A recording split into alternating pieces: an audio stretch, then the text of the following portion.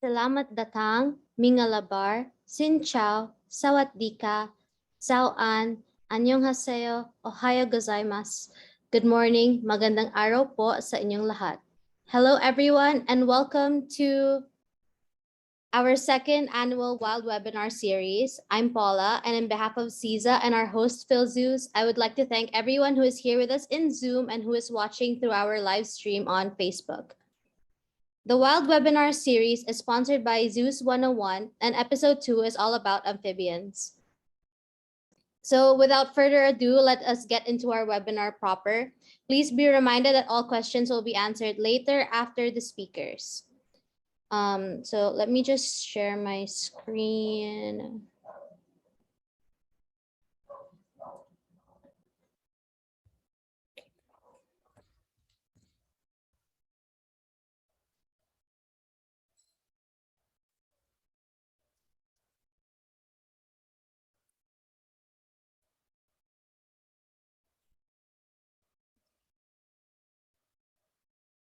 So our first lecture tells us about the amphibian arc. Let us listen to our speakers, Ann Baker, Kevin Johnson, and Luis Carillo, as they tell us all about it and what it does. Good morning. I'm Ann Baker, Executive Director of the Amphibian Arc. For today's webinar, I'll be joined by Kevin Johnson, Taxon and Communications Officer, and Luis Carillo, Training Officer. But before they join us, I'd like to tell you just a bit about the history of the amphibian arc, what it is, and what it does. Excluding fish, amphibians are the most threatened class of vertebrates. Of the approximately 8,000 plus amphibian species, nearly 40% are identified as either critically endangered, or vulnerable by the IUCN Red List. Although amphibian declines were documented as early as the 1950s, the magnitude and global scope of the problem were only fully realized during discussions at the First World Congress of Herpetology in England in 1989.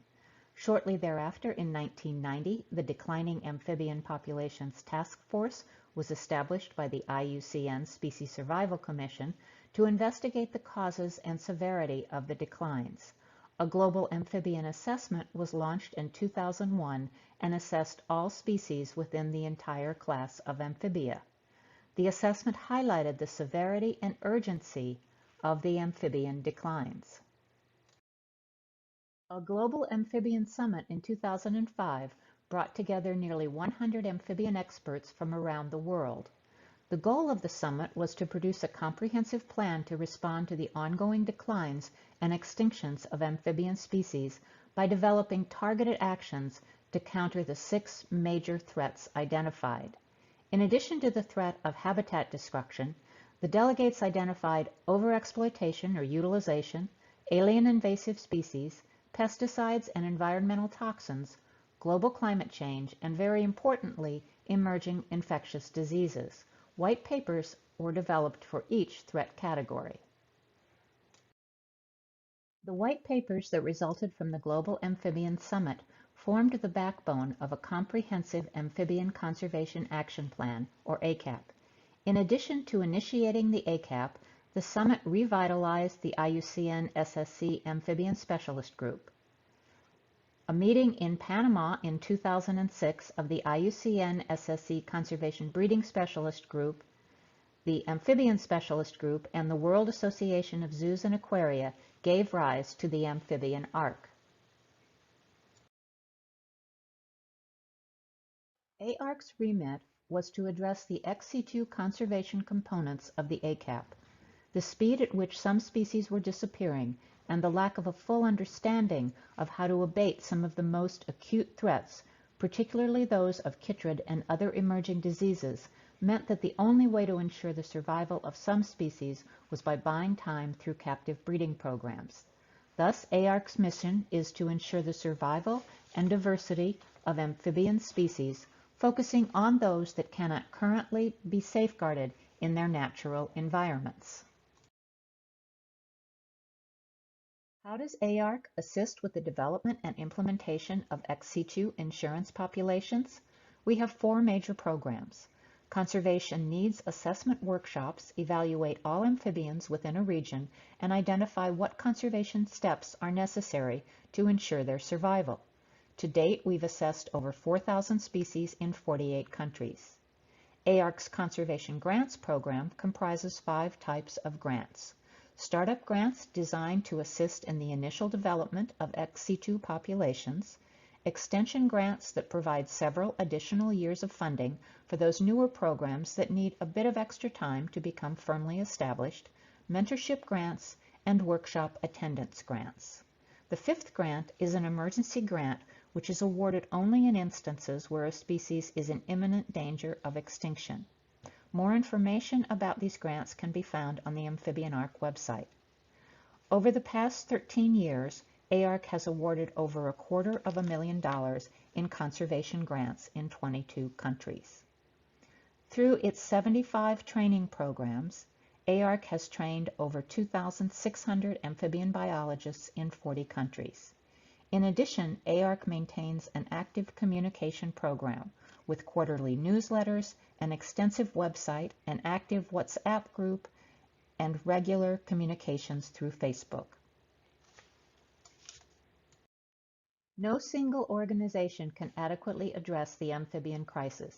In 2016, the Amphibian Ark, the Amphibian Specialist Group, and the Amphibian Survival Alliance came together to establish a common vision: the world's amphibians thriving in nature. Within this framework, each organization has a clearly defined set of roles, with AARC leading on assessing conservation needs, ex situ rescue, capacity building, and integrated conservation planning. We also work closely with other organizations such as the Asian Species Action Partnership and taxon advisory groups and species survival programs in zoos around the world. That's enough background. Now Kevin and Louise are going to talk more specifically about what AARC does and what we may be able to offer in the way of assistance to your amphibian programs. Hello everyone, my name is Kevin Johnson from the Amphibian Ark. As Anne mentioned, the Amphibian Ark was formed in 2007 to help carry out the ex situ components of the Amphibian Conservation Action Plan, and it is a joint effort of WAZA, the World Association of Zoos and Aquariums, and 2 IUCN specialist groups, the Conservation Planning Specialist Group and the Amphibian Specialist Group. An executive committee comprised of representatives of the 3 founding partners oversees the work of the Amphibian Ark, and this is currently made up of Dr. Oni Byers from the CPSG, Damien Pellandini from WAZA, and Dr. Ariadne Angulo from the ASG. A small staff is responsible for implementation within the Ark, including Anne Baker, our Executive Director, Luis Carillo, who is our Training Officer, myself leading Conservation Assessments, Communication and Development, and our Administrative Assistant, Elizabeth Townsend. Together, we assist Ark partners in evaluating and prioritising conservation needs for amphibian species, development and implementation of training programs for building capacity of both individuals and institutions, developing communication strategies, newsletters, and other messages to promote understanding and action on behalf of amphibian conservation. Anne mentioned our mission to ensure the global survival and diversity of amphibians, focusing on those that cannot currently be safeguarded in nature. Our focus is always on programs within the range country, with animals being housed in biosecure conditions to minimise the risk of introducing disease. We recognise that captive survival assurance programs, coupled with in situ threat mitigation and conservation programs, are required to buy time for species that would otherwise become extinct. Ex situ programs by themselves are not a solution to the problem. So who is the Ark? Well, the Ark is a global community of ex situ amphibian conservationists, their institutions, and the species programs they manage. The Ark is a partnership organisation which gives a name, coordination and promotion of ex situ amphibian conservation programs, both within our own community and to the wider conservation and general communities. Originally, our target audience were zoos and aquariums and regional and national zoo associations, but increasingly amphibian conservation programs are being managed by botanical gardens, museums, universities, and the private sector. In fact, just over half of the captive conservation programs for threatened species that we know of are not in zoos or aquariums. Amphibian Ark and our partners are involved in a wide range of activities which follow the logical flow of planning conservation activities.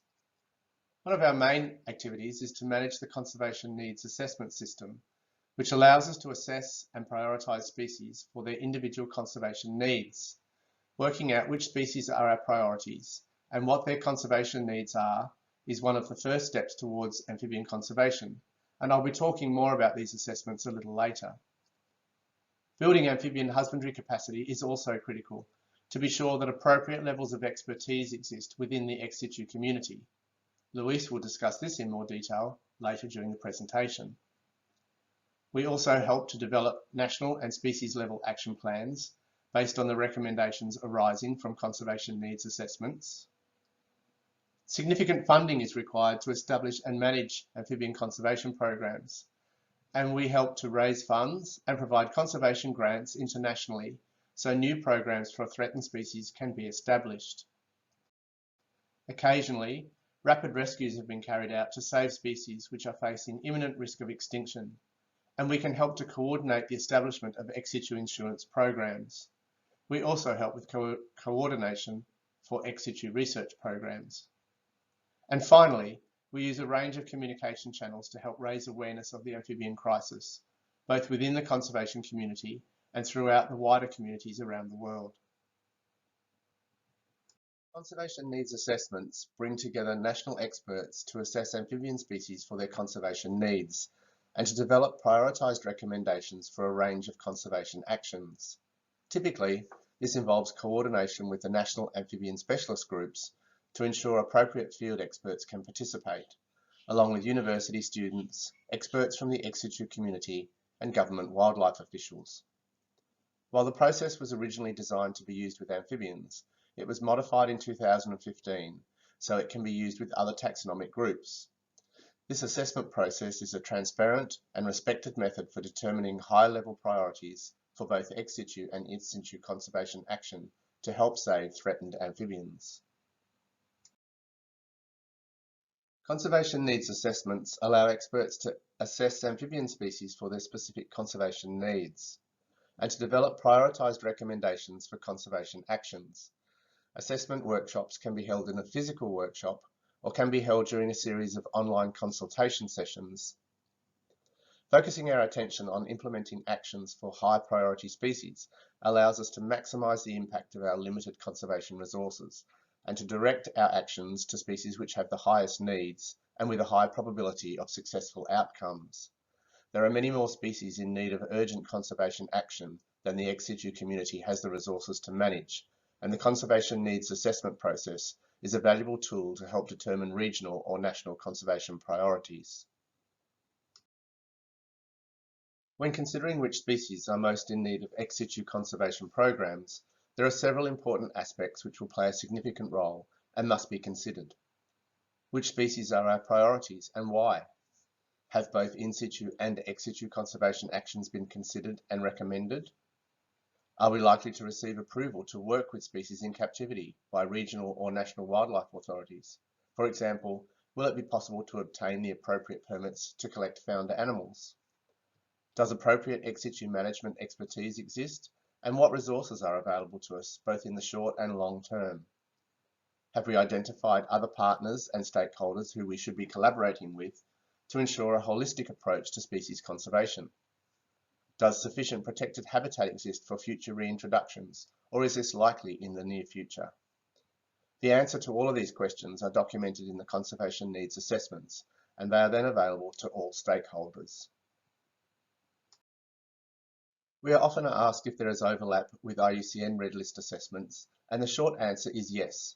There is some overlap in the data collected by both assessments, with around 40% of the data collected in the conservation needs assessments also being included in Red List assessments. But when developing or reading the conservation needs assessments in isolation from the Red List assessments, This information is crucial for appropriate decision-making process. The conservation needs assessments were initially created to enhance the conservation action in the red list assessments.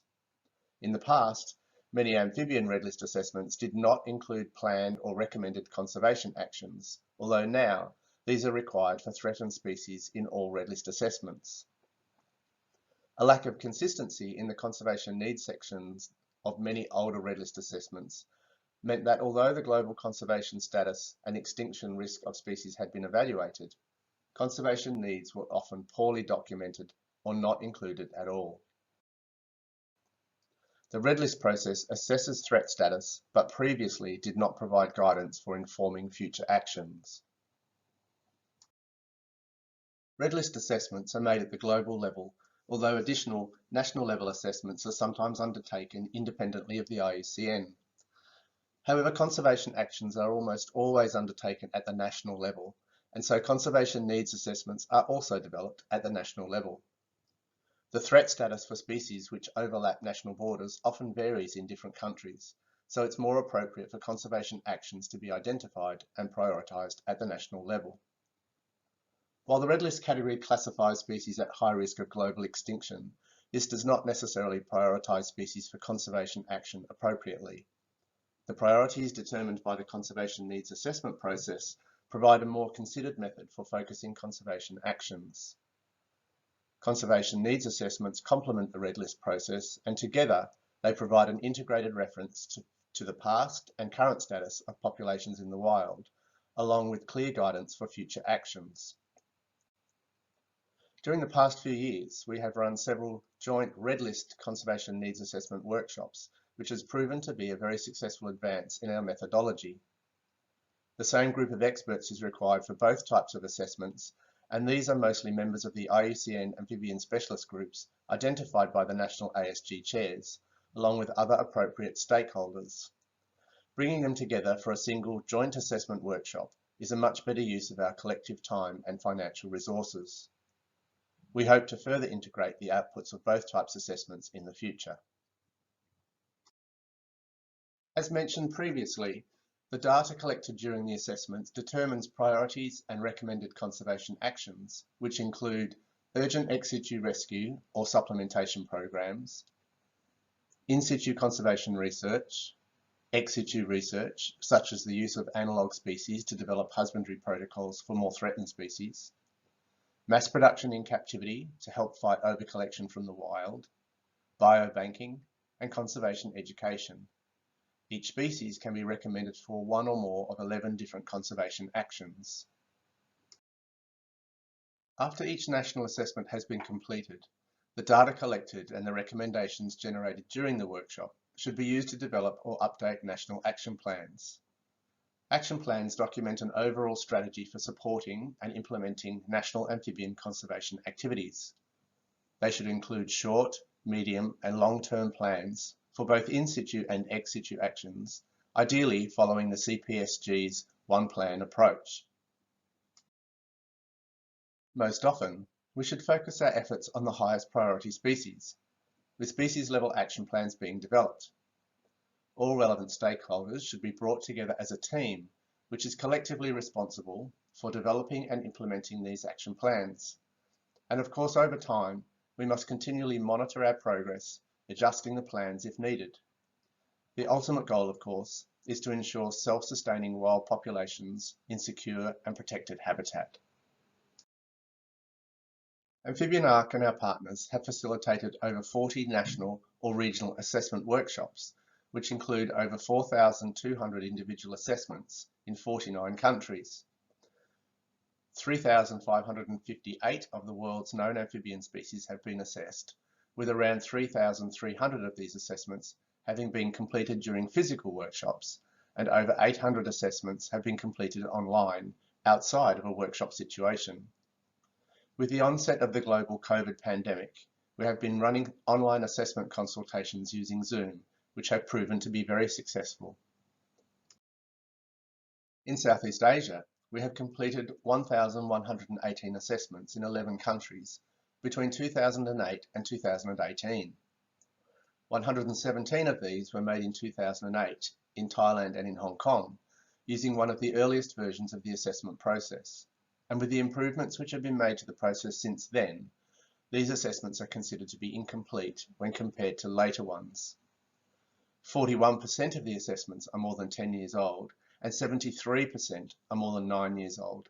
So it might be worth considering reviewing some of these assessments, particularly for species for which more recent field data exists, and those which are considered to now be more threatened than they were 9 years ago. In total, 1,216 conservation actions were made during the assessments in Southeast Asia, with 11 species recommended for ex situ rescue, as it was thought that they could not be saved in the wild before the threats they face can be mitigated. 151 species were considered to be doing well in the wild and currently not requiring any conservation action. Bearing in mind that some of these assessments for Southeast Asia probably need to be reviewed and updated, these are the 8 highest priority species recommended for ex situ rescue. As far as we know, the breeding program for the Malayan horned frog at Singapore Zoo is the only program which has been established for any of these species.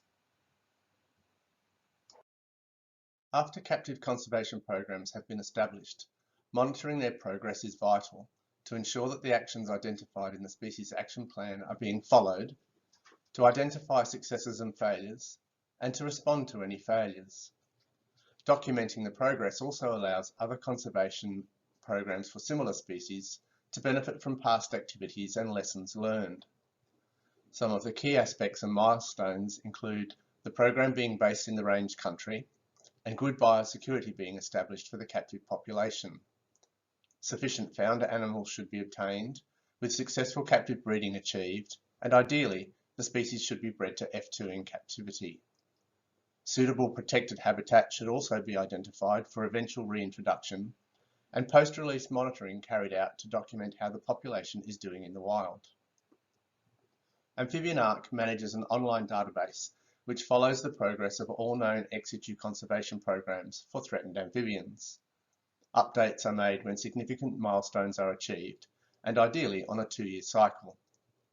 The database is a great tool for sharing the achievements of the ex situ conservation community and the huge amount of work that is being done to help save threatened amphibians.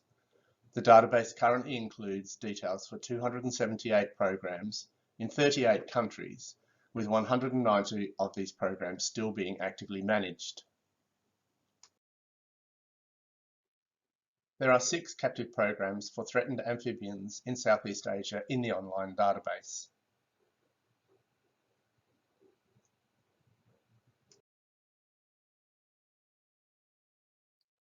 The previous slides have provided a good background into assessing species for their conservation needs and developing plans for those species which have been determined to be most in need of our help. Moving forward, we need to think more about some of these activities. As I mentioned earlier, 73% of the conservation needs assessments which have been made for Southeast Asian species are more than 9 years old, and it is quite likely that some of these would benefit from review and updating. This is definitely something that the Amphibian Arc team would be more than happy to help facilitate. Of course, it is crucial to identify which species are most in need of conservation action to help guide decisions about which species we will work with. Conservation needs assessments can now be undertaken in a series of online workshops, which are a cost-effective option compared to physical workshops. Red list assessments have been updated for a number of countries in Southeast Asia, and these assessments also contain data about conservation actions, both in situ and ex situ, which the assessors have identified to try to prevent further population declines. I previously mentioned 8 species which have been recommended for ex situ rescue in Southeast Asia. The assessments for these species should almost certainly be reviewed and updated if necessary. At least one of these was considered to be possibly extinct in the wild, and suitable and protected habitat does not currently exist for at least one of these species. Developing or updating existing national and species-level action plans is also a significant task to consider, to support decision-making around which species, if any, we should be working with in captivity. National amphibian specialist groups are the most appropriate groups to initiate conservation planning efforts. It is also important to ensure that sufficient amphibian husbandry expertise exists prior to establishing captive programs for threatened species. Luis will talk more about this. A great resource is the Husbandry Documents page on our website. This page includes over 300 articles and amphibian husbandry documents, which can be searched for specific species or subjects. It includes over 60 amphibian husbandry guidelines, which provide detailed information about captive management of these species. If particular species are recommended for captive programs and institutions have been identified as potential managers of those programs, we must also be sure that the institutions have everything in place to ensure the programs can be managed at the appropriate level. Our program implementation tool allows individual institutions to determine their potential to host a program for that species. Completing the questions in the online tool will help identify any potential areas which might need further consideration prior to implementing a new ex situ program, with guidance provided for overcoming these aspects or managing a captive amphibian program. Forming partnerships with other organisations is also hugely beneficial. Organisations such as PhilZoos, SEAZA, and other regional zoo and aquarium associations, and other institutions which have considerable amphibian husbandry expertise, is a great way to share expertise and to support each other. Field experts, universities, government wildlife agencies, and others which have the same goals can and should all work together to share their knowledge and expertise. There are, of course, significant financial implications which need to be considered prior to establishing new amphibian conservation programs. Some programs may run for 5 or 10 years, or in some cases much longer, and sufficient funding is essential to their ultimate success. ARC's Conservation Grants Program has awarded 48 grants to amphibian programs in 22 countries since 2009. These total in excess of $222,000 US. We're very happy to have awarded a grant to the Project Palaka team in the Philippines in 2019, our first grant in Southeast Asia, and we would love to support further programs in this region. Applications for our grants are open in March each year. Conservation funding is available from many organisations internationally, of course, and these are just a few groups which have funded amphibian conservation programs in the past. I will now hand over the presentation to our training officer, Luis Carillo. Hello, my name is Luis Carrillo. I am the training officer with the Amphibian Arc. During 2006, Amphibian Arc team went visiting several amphibian programs, especially in Latin America, and realized that many of them will benefit with better husbandry techniques. Thus, one of the main objectives of the Amphibian Arc from its inception has been creating capacity building at institutional and regional levels to ensure proper management and the well-being of amphibians under human care, especially those on ex situ conservation programs.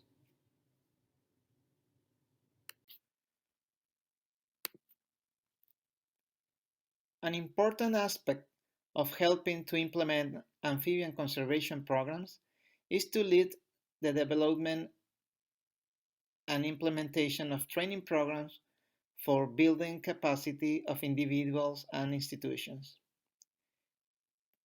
To cope with this goal, Amphibian Arc has created a training mission focused on integrating ex situ conservation efforts in the context of the One Plan approach, and develop institutional capacity that results in the implementation of successful ex situ amphibian conservation programs in the context of integrated amphibian conservation. Amphibian Arc has defined 4 key goals that help us achieving our training mission. These goals are to provide technical skills necessary for the long-term management of ex situ population of amphibians. This will allow program managers to develop and implement a sound species action plan, including its exit strategy. To build networking capacity for practitioners in range countries, areas, or regions that will stimulate the exchange of information and experience among the program managers.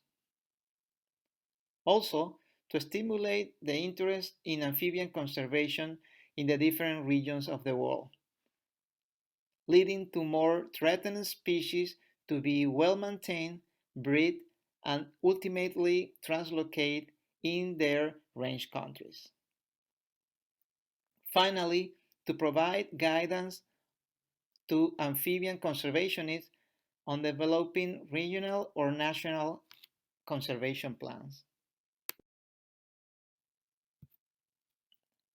Three main training areas has been identified by AR staff through on-site visits and surveys among program managers.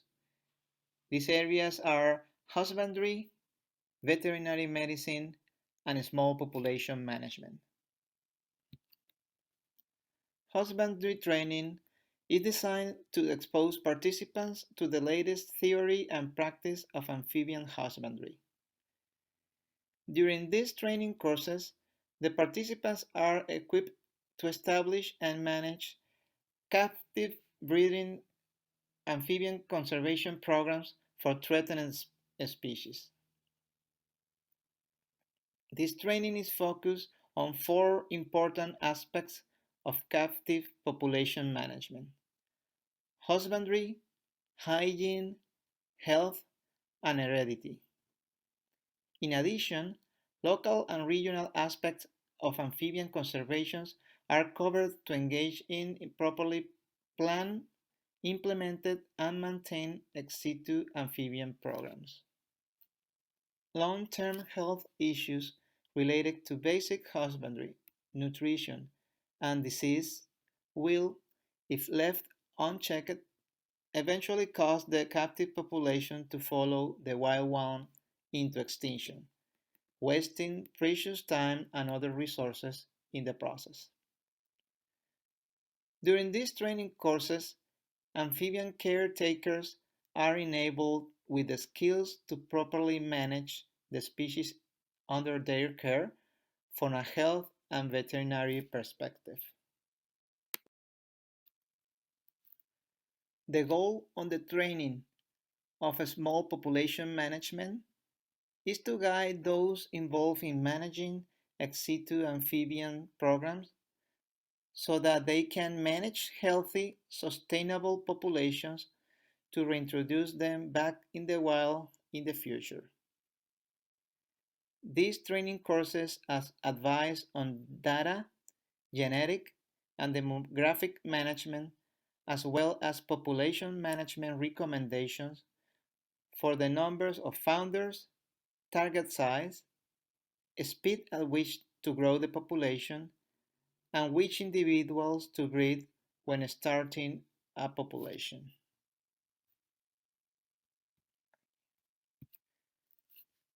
In this regard, one of the most important aspects of establishing a new amphibian ex situ population is obtaining sufficient founder animals.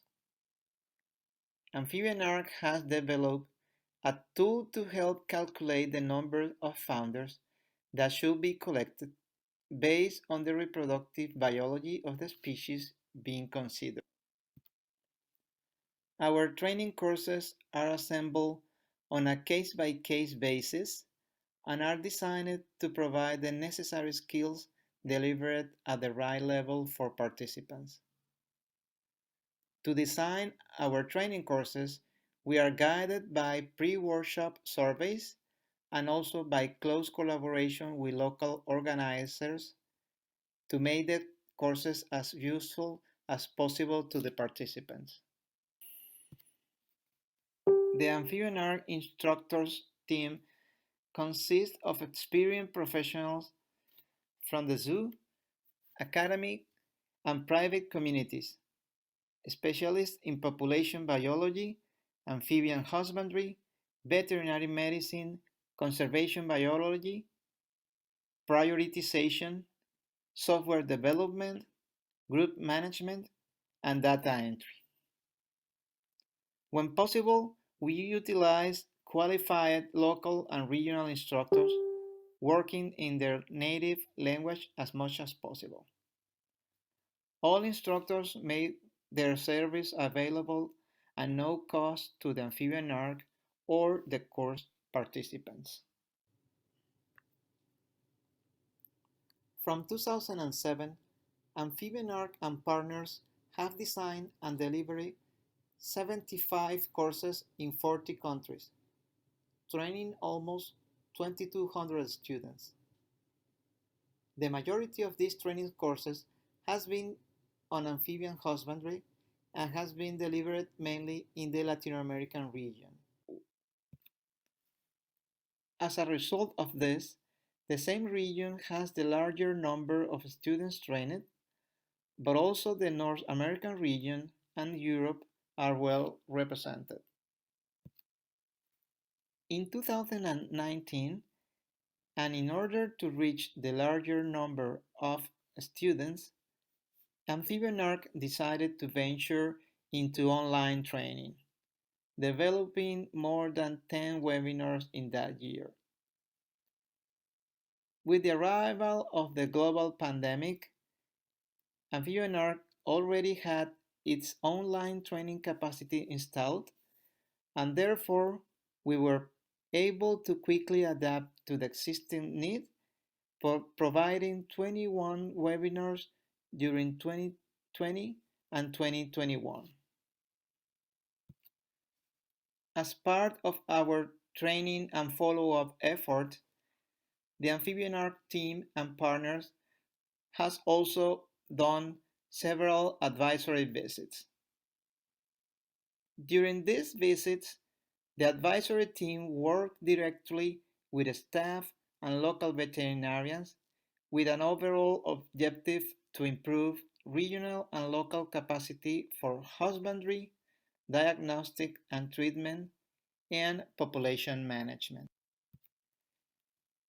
To evaluate the effectiveness of our training courses, each of our courses are assessed by the participants. Different aspects such as course content, level of faculty, effectiveness of training methods, knowledge acquired, level of presentations, networking opportunities, among others, are assessed. If the course is face-to-face, we also assess venue, food provided, and overall organization. These assessments help us improving our training courses and to tackle the needs of amphibian ex situ conservationists. We will be more than happy helping you identifying your training needs and tackling those, designing and delivering specific training courses. Thanks, Luis. We hope that this presentation has given you an insight into the Amphibian Arc, our role in ex situ amphibian conservation, and the activities we carry out. Although Southeast Asian amphibians don't seem to be as threatened in the wild as those in many other regions, there are certainly ex situ activities that can be established and expanded in your region for those species which do need our help, and to ensure that if and when more species do need ex situ conservation, institutions in Southeast Asia are ready for the challenge. For more information about the Amphibian Arc, or if you would like to contact us, our email address is info@amphibianarc.org. Our website is www.amphibianarc.org, and you can find us on Facebook and YouTube as Amphibian Arc.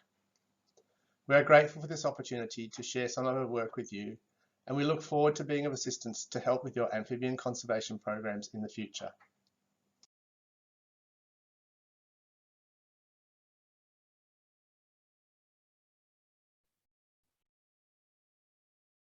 All right, thank you, Amphibian Arc. That was very informative. So our next speaker for today's webinar is Dr. Mirza D. Kusrini, a member of the Faculty of Forestry and Environment from the Institute Pertanian Bogor University in Indonesia. She's going to tell us all about how Indonesia is working on amphibian conservation.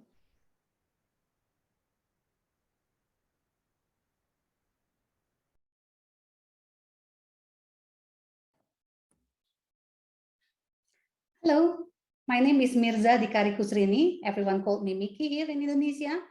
I work as an academia and also researcher in IPB University in Bogor, Indonesia. Thank you for the invitation to talk in SEAZA webinar series. So let me share my presentation first. Okay, let's wait a bit. Here we are. So today, I'm going to talk about amphibian conservation in Indonesia. I will be focusing on my project on two toads, which is the bleeding toad or the Leptoprione crantata and the common Asian black spine toad or Dutaprinus melanostyphnus. These two are actually can be said represent two spectrum of conservation status. One is critical endangered and endemic, the Leptoprione crantata, and the other one is a less concerned species. So before I begin to talk about these two species, I will give you a little background about amphibian work in Indonesia. Hopefully you can see in the map on the right side, this is the location of Indonesia. My country lies between Asia and Australia. This unique geographical position makes Indonesia as one of the highest biodiversity hotspots in the world. As you can see, based on papers on Myers et al. In 2000, Indonesia have at least two biodiversity hotspots, the Sundaland and also the Wallace region. In terms of amphibian, nowadays, it is estimated we have more than 450 species of amphibian in Indonesia. There's varied in their life form and color. Some lives in the trees, some hopping on land, and some is really aquatic. And we have a few Sicilian as well. The new species is still described almost every month. So we are really certain that we have more than 450 species of amphibians in Indonesia. And when you look on paper based on research on amphibians, mostly in Indonesia is taxonomic papers. So there's always a new paper describing new amphibians based on the finding, not only from established scientists. For instance, this Rhacophorus indonesiensis is described by Hamidi and Kurniati, both work in Museum Zoological Bogoriensis, part of LIPI or BRIN. They are well-established scientists.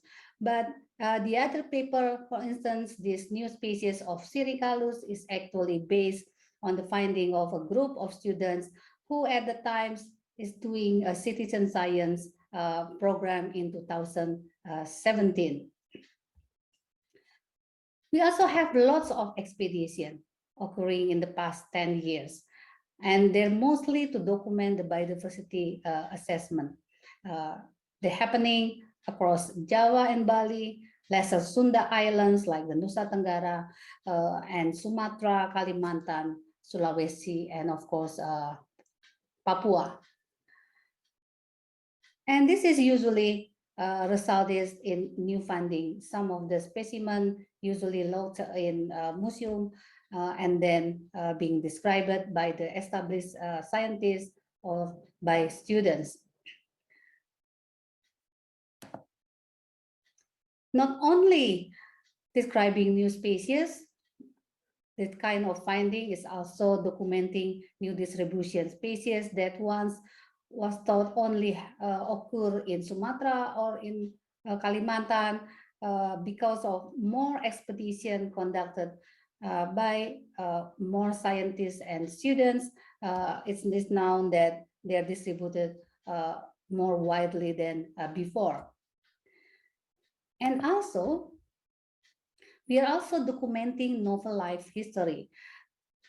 For instance, we have this species, this very unique species, Limnonectes lavapartus, a species of frogs from Sulawesi. They're quite common actually, but it was really surprising when one of my students doing research in Nantu Gorontalo and found out that one of the frog that sea cats actually then release a tadpole, and when we dissect the frogs, it's really clear that actually this frog is bearing a larva. So this is quite a novel life history.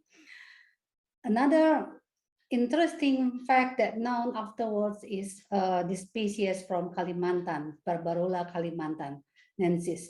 So it was described in 1978 by Joko Iskandar, but it takes more than 30 years for other group of scientists led by David Pickford at the time, and also counterpart of Joko Iskandar. They went to the habitat when it was first sighted, and then get a new specimens, and they have found out that this frog had no lungs. So this is one of the only frog that hasn't got lungs in the world. Although not many, there's also several study on ecological study, usually food habit, movement, tadpole development, or breeding ecology. And the movement studies not only done on radio telemetry, but also non-radio telemetry like spool tracking.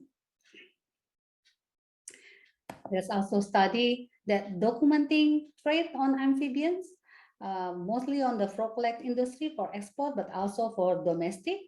And there's also a study on the harvesters, how they get the frogs, and also study on the use of frog as a traditional medicine. So this is a little bit of background of what is study of amphibian has been conducted in Indonesia. So when we talk about wildlife conservation in Indonesia, most of the effort and energy are directed at charismatic animal. So it is mostly large vertebrate with conservation status of critically endangered in IUCN Red List. So we talk about Asian rhino, Asian elephant, tiger, and orangutan. These are the four big or the main species that is really highly prioritized by the government of Indonesia and also lots of NGO. However, in the last few years, in the effort to increase conservation to other four charismatic animals, the government of Indonesia developed what they call is the 25 Satwa Prioritas, or the 25 priority animal. As you can see in the poster on the right side, there's several species. Outside these four big species, we got birds and also small mammals. But as you can also see, there's none of them are amphibian.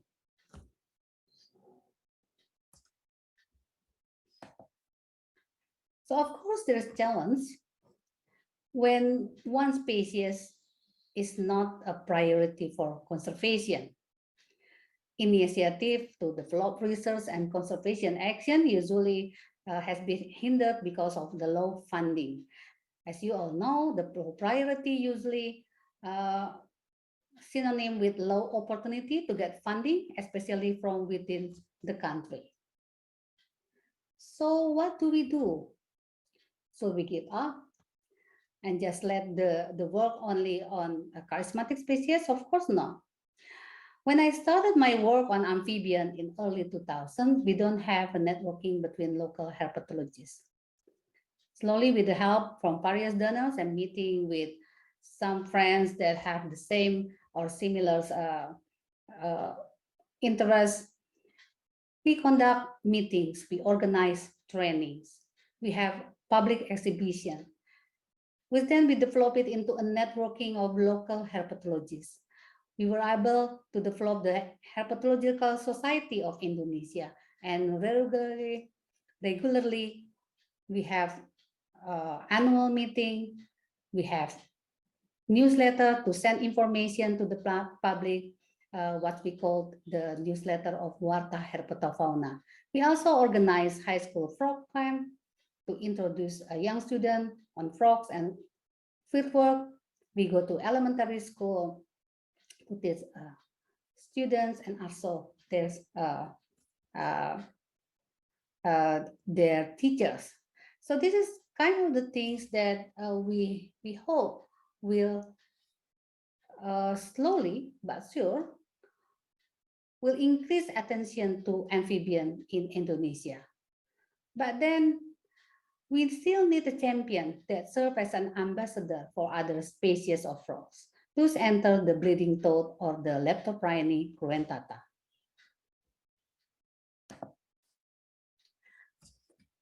At the end of 1990s, a publication by the renowned herpetologist of Indonesia, Joko Iskandar, mentioned the possibility that Leptoprione cruentata is extinct in its distribution.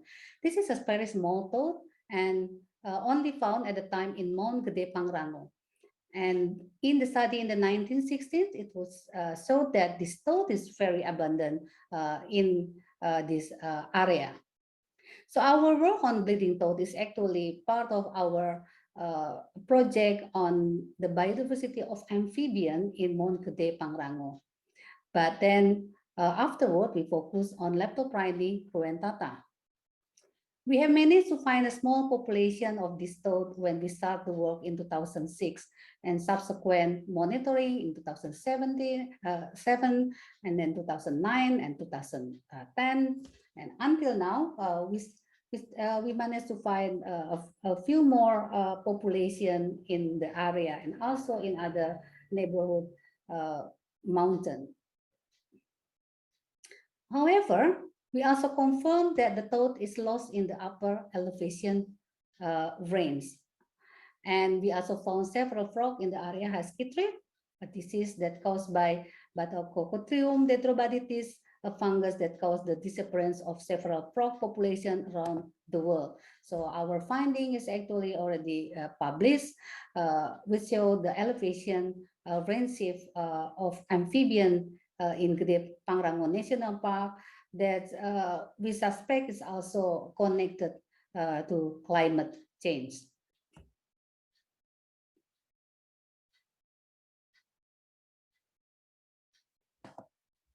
So our continuing work in the field, especially mentioning Leptoprione cruentata, and also conservation or the continuation of conservation awareness by our Herpetological Society on the plight of the bleeding toad has been acknowledged in the end by the government in Indonesia. By 2020, Leptoprione cruentata has been put as one of the species in protected list by the government. And by using the bleeding toad as the ambassador of frogs in Indonesia is also led to us able to organize amphibian red list assessment. And this is one of the, I think, assessment of frogs that been conducted mostly by Indonesian herpetologists when they did the first global amphibians assessment for the Indonesian part. There's only 2 people involved from Indonesia, but when we did the reassessment, 90% of the reassessment was conducted by local herpetologists. We also able to do training on red listing and also workshop. And continuing for that, in 2021, last year, we were able to develop a national workshop on the conservation of Leptoprione for strategy and conservation action planning of the genus. So this is really the work that is continuing because we keep to tell the government that we need to prioritize this species. As I mentioned before, the breeding toad is only found on mountain, and they are actually active volcanic mountains. Also, although the habitat is part of the protected areas network, it is still vulnerable to the possibility of natural eruption. There is no no assurance colony outside the natural habitat. Thus, we are starting this year developing a project to conduct captive breeding of the latterprint with assistance from ASAP, or Asian Species Action Partnership, and Chester Zoo, and also in partnership with Indonesia Herpetofauna Foundation. So this is a story how we use Leptophrine as an ambassador to study or to increase awareness on other species, especially species that is not well known and also critical endangered. But what happened about the other species, especially the least concerned species? So leaving the story of leptoprint, let's turn to another thought. This time is the common Asian black spine toad. This is the toad that is found mostly in urban areas with bad reputation as invasive species. A lot of people feel a bit not happy with this frog in terms of in visual, they are not really pretty. And also because it tends to release a sticky substance when it was held by people. And so an urban myth say that if the toad is peeing and it gets to your eyes, it can make people blind. But to tell you the truth, this is one of the species that make me interested in toad. When I first decided to study amphibian, as most of the ignorant Indonesian, we don't really know how many species we have, and we thought that amphibian species is only consists of 2 species, which is the frog. And when we talk about the frog, it's mostly the frog that we can eat. It's taken from the rice field, and the other one is the toad, which is this one. So imagine my surprise when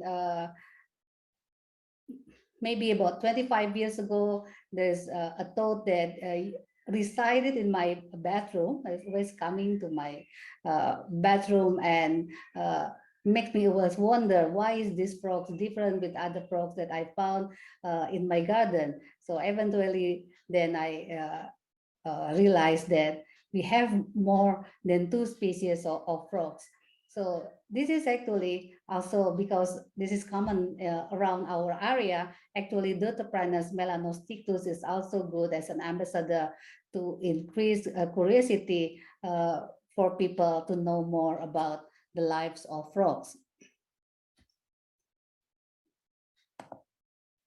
So I mentioned before that unfortunately, this toad has a bad reputation as invasive species. In Indonesia, the toad originally distributed in western part of Indonesia, so mostly in Java, Sumatra, and Kalimantan. But since the 1960s, it is start to move to eastern part of Indonesia, starting from Bali, then move to Sulawesi, Papua, and Nusa Tenggara Islands. One of the islands in Nusa Tenggara, which is really famous, is the Komodo Islands. It's part of the national park that house the famed Komodo. In 2017, there's a paper by Raleigh et al. That feel that if these toads are distributed to the Flores Island and its neighboring Komodo Islands, there's a possibility that the naive population of Komodo will suffer.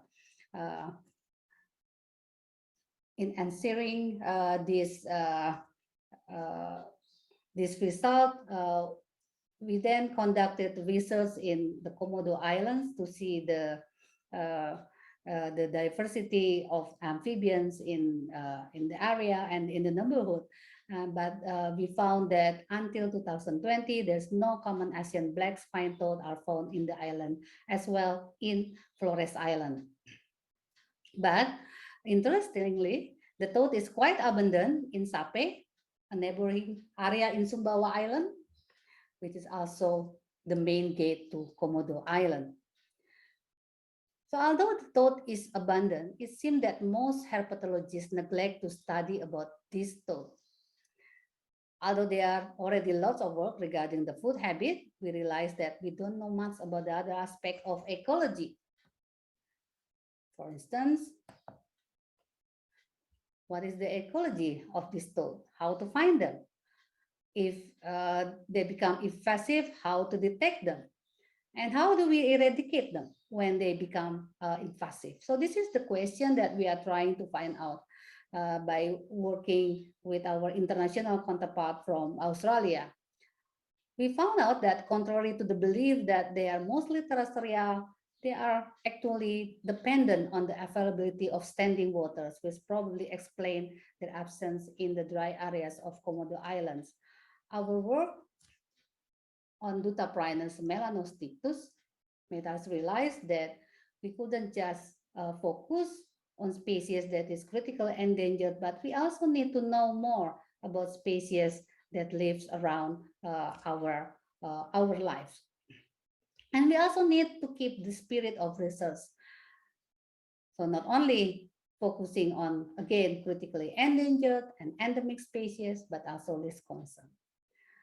To get this spirit, until now, we are still organizing training in the field or through online, because we want to have more young herpetologists to study amphibians. And to increase more awareness, we also conduct a citizen science program since 2017. Our citizen science program, funded by National Geographic Asia, is part of the bigger program. Actually, we have a program of training young herpetologists and increasing awareness, and also this conducted citizen science. The name of the citizen science program is, in Bahasa Indonesia, is Gerakan Observasi Amfibi Reptil Kita, or GOARC.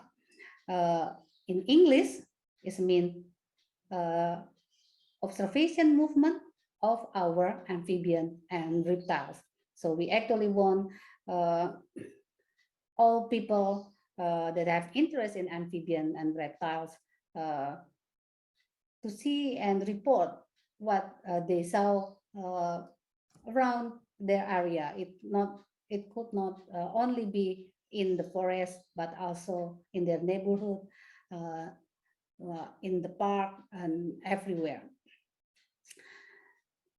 We use the application of iNaturalis, and every year we conduct what we call health blitz. It's not really a 24-hour bio blitz, but we have like a week or 1 month of data entry. And during that time, because we have a gamification of this program, we give incentive for people who send the most number of report to Amfibi Reptil Kita project at iNaturalis. So after 5 years of doing citizen science, we have gathered more than 10,000 data on the amphibians, and another 7,000 or 8,000 data now on reptiles. And we have also got data on the 50% of amphibian species distribution in Indonesia, which is not really that bad for Indonesia. And during this big month, last year, we also give incentive to groups that want to go to areas that we have no data, which is what we call as the Into the Unknown program. So we already have some of the grid that is really empty, and we tell the groups, if you want to go there, we will give you a small incentive, not much, only like $1 or 200 million, which is only like less than $100 US per groups, but it is quite enough. We are now also trying to reach more awareness through social media, for instance, to Instagram. We conduct a photo competition and even ask people to become influencer for amphibian conservation. So we hope that all this effort will lead to more people aware of amphibian in Indonesia, and will also prioritize amphibian conservation in the future. Of course, we are grateful for the many support we have over the years from various donors and also people. So thank you very much for your attention. Terima kasih.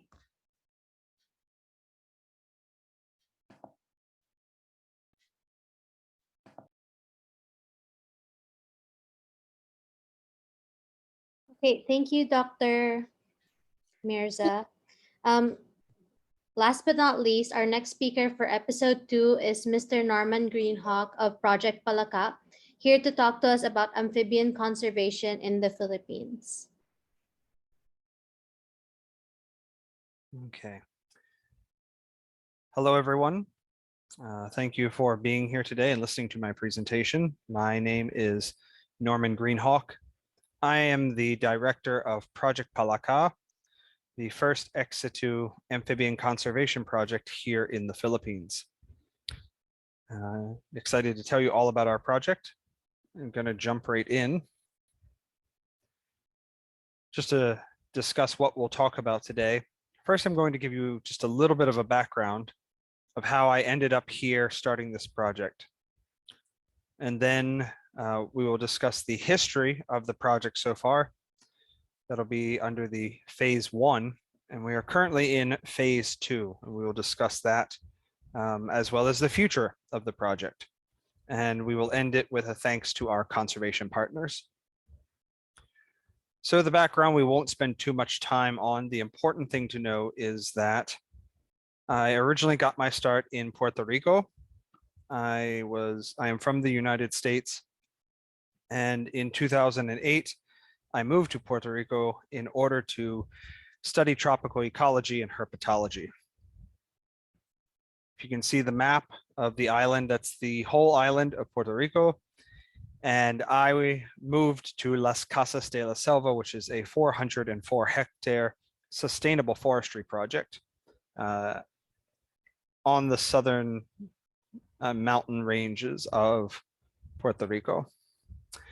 And I worked there studying the reptiles and amphibians before moving on to Universidad de Puerto Rico, Rio Piedras, for my master's degree. And I completed my thesis at the El Yunque National Forest. Now, of importance to Project Palaka, I worked with lizards, yes, mainly anolis lizards, but more importantly, I worked with Eleutherodactylus frogs. This is Eleutherodactylus coqui, the common coqui, or coqui común in Spanish.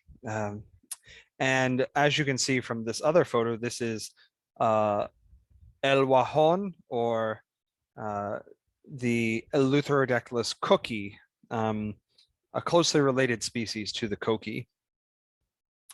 And Eleutherodactylus, like the platymantis here in the Philippines, are direct developers. They forego having a tadpole stage, a free swimming tadpole stage. They undergo metamorphosis in the eggs. There's usually parental care. In the case of Eleutherodactylus coqui, the male guards the eggs.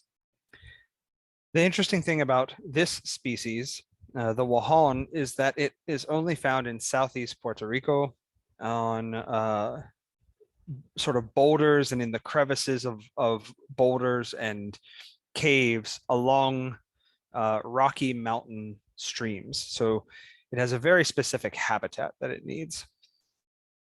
Now, my work with those frogs led to me earning an award from the Earthwatch, the organization Earthwatch. And this award in 2013 let me travel all around Latin America, getting training in different types of ex situ conservation. But to focus today, in Panama, I gained experience with ex situ amphibian conservation. The Panama Amphibian Rescue Conservation Project in Gamboa, Panama, focuses on Atelopus frogs. This is Atelopus limosus, Atelopus glyphos, and Atelopus certus. And the thing about Atelopus frogs is they tend to have a naturally restricted range. Each species that the project in Panama is working with usually have a range of 1 mountain, 2 mountains, 3 mountains, very naturally restricted range. They are highly susceptible to chytrid. So I learned all about amphibian husbandry, taking care of amphibians in captivity, feeding them, maintaining insect colonies while I was there in Panama. So around 2015, I wanted to explore the world a little more. And because of the shared history of Puerto Rico and the Philippines, I applied for a Fulbright to come to the Philippines. And when you do a Fulbright, you have to do a project, you have to make yourself useful. So I looked around and saw that nobody was doing anything with ex situ amphibian conservation, on a sizable scale. So I wrote my Fulbright proposal. I was very fortunate to be selected. There I am in Makati with the other Fulbrighters who had come from the United States that year, along with the Fulbright Philippines staff. And I partnered with the University of the Philippines Los Baños Museum of Natural History. My in-country partners, Dr. Leticia Espiritu Fuang, Dr. Juan Carlos Gonzalez, and the UPLB MNH gave me use of this building. This is the old Hortorium building located just behind the library on campus. It was not being utilized. So I renovated the building.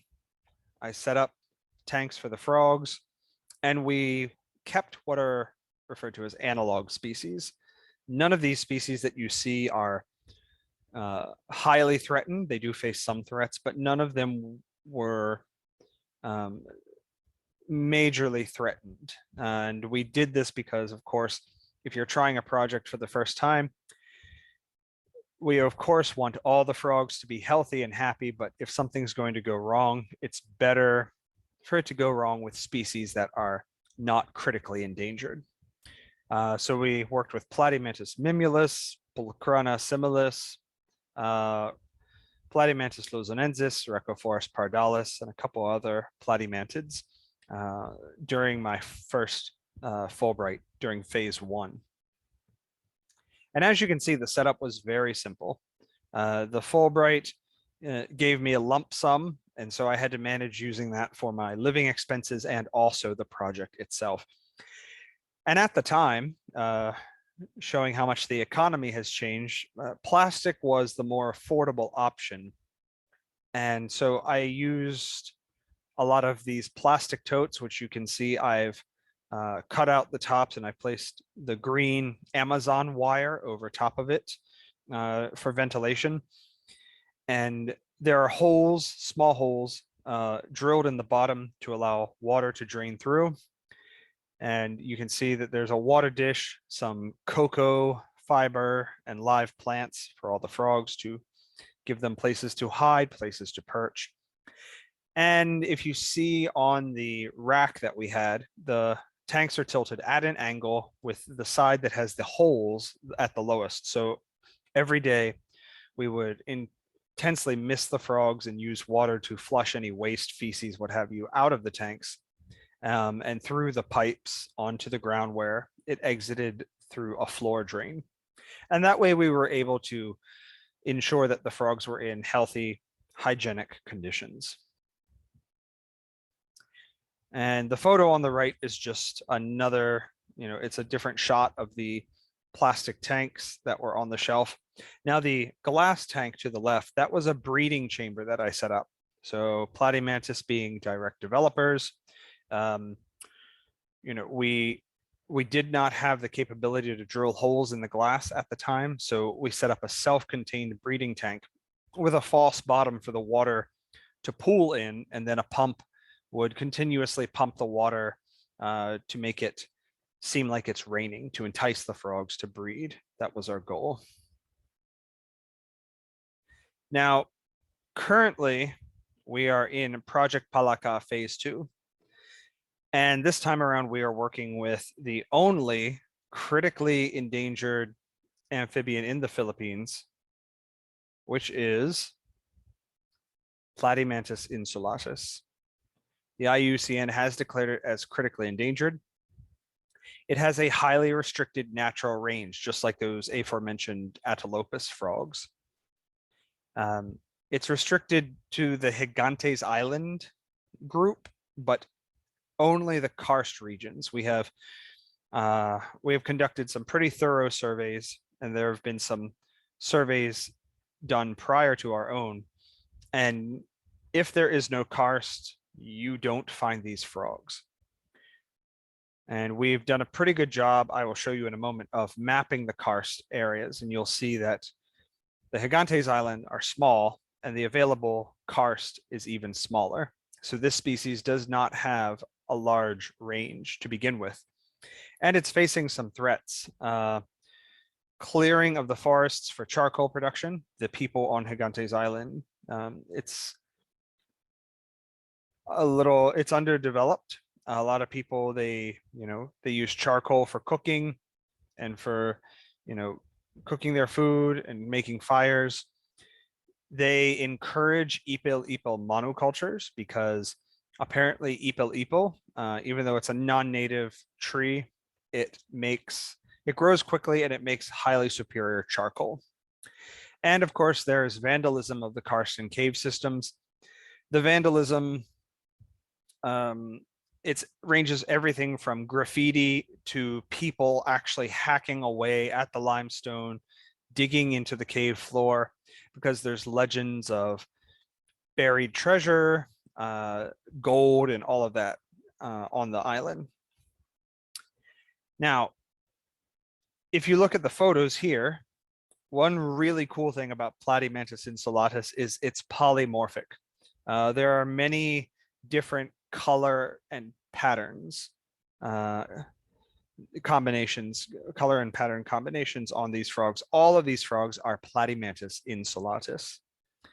And it's really cool in one species to see such variation. So one thing we are doing, we have made 2 trips to the Gigantes Islands so far. I have another one planned for this year. We are going to do twice yearly population monitoring. We actually have 4 permanent transects that we have established, 4 permanent transect sites and 3 transects at each site.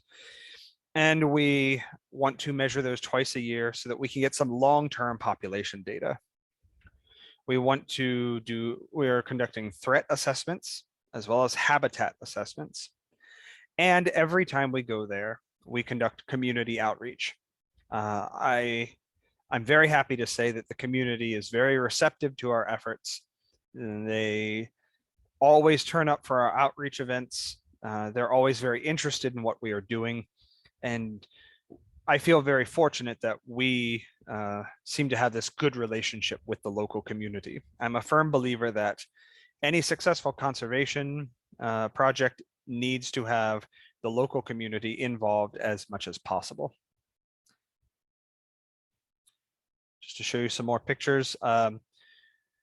One thing we're finding with these frogs in the wild, and we're still not sure why yet, we're finding pretty decent numbers of adults, but we're not finding many subadults or juveniles, very few neonates. Here's a really cool photo of a neonate frog on a 5 peso coin.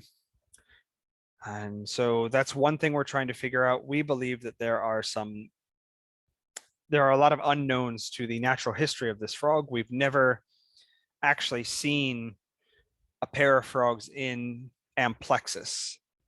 We've only ever seen one egg clutch, and it had just hatched. And so we saw all the little neonates on the cave floor.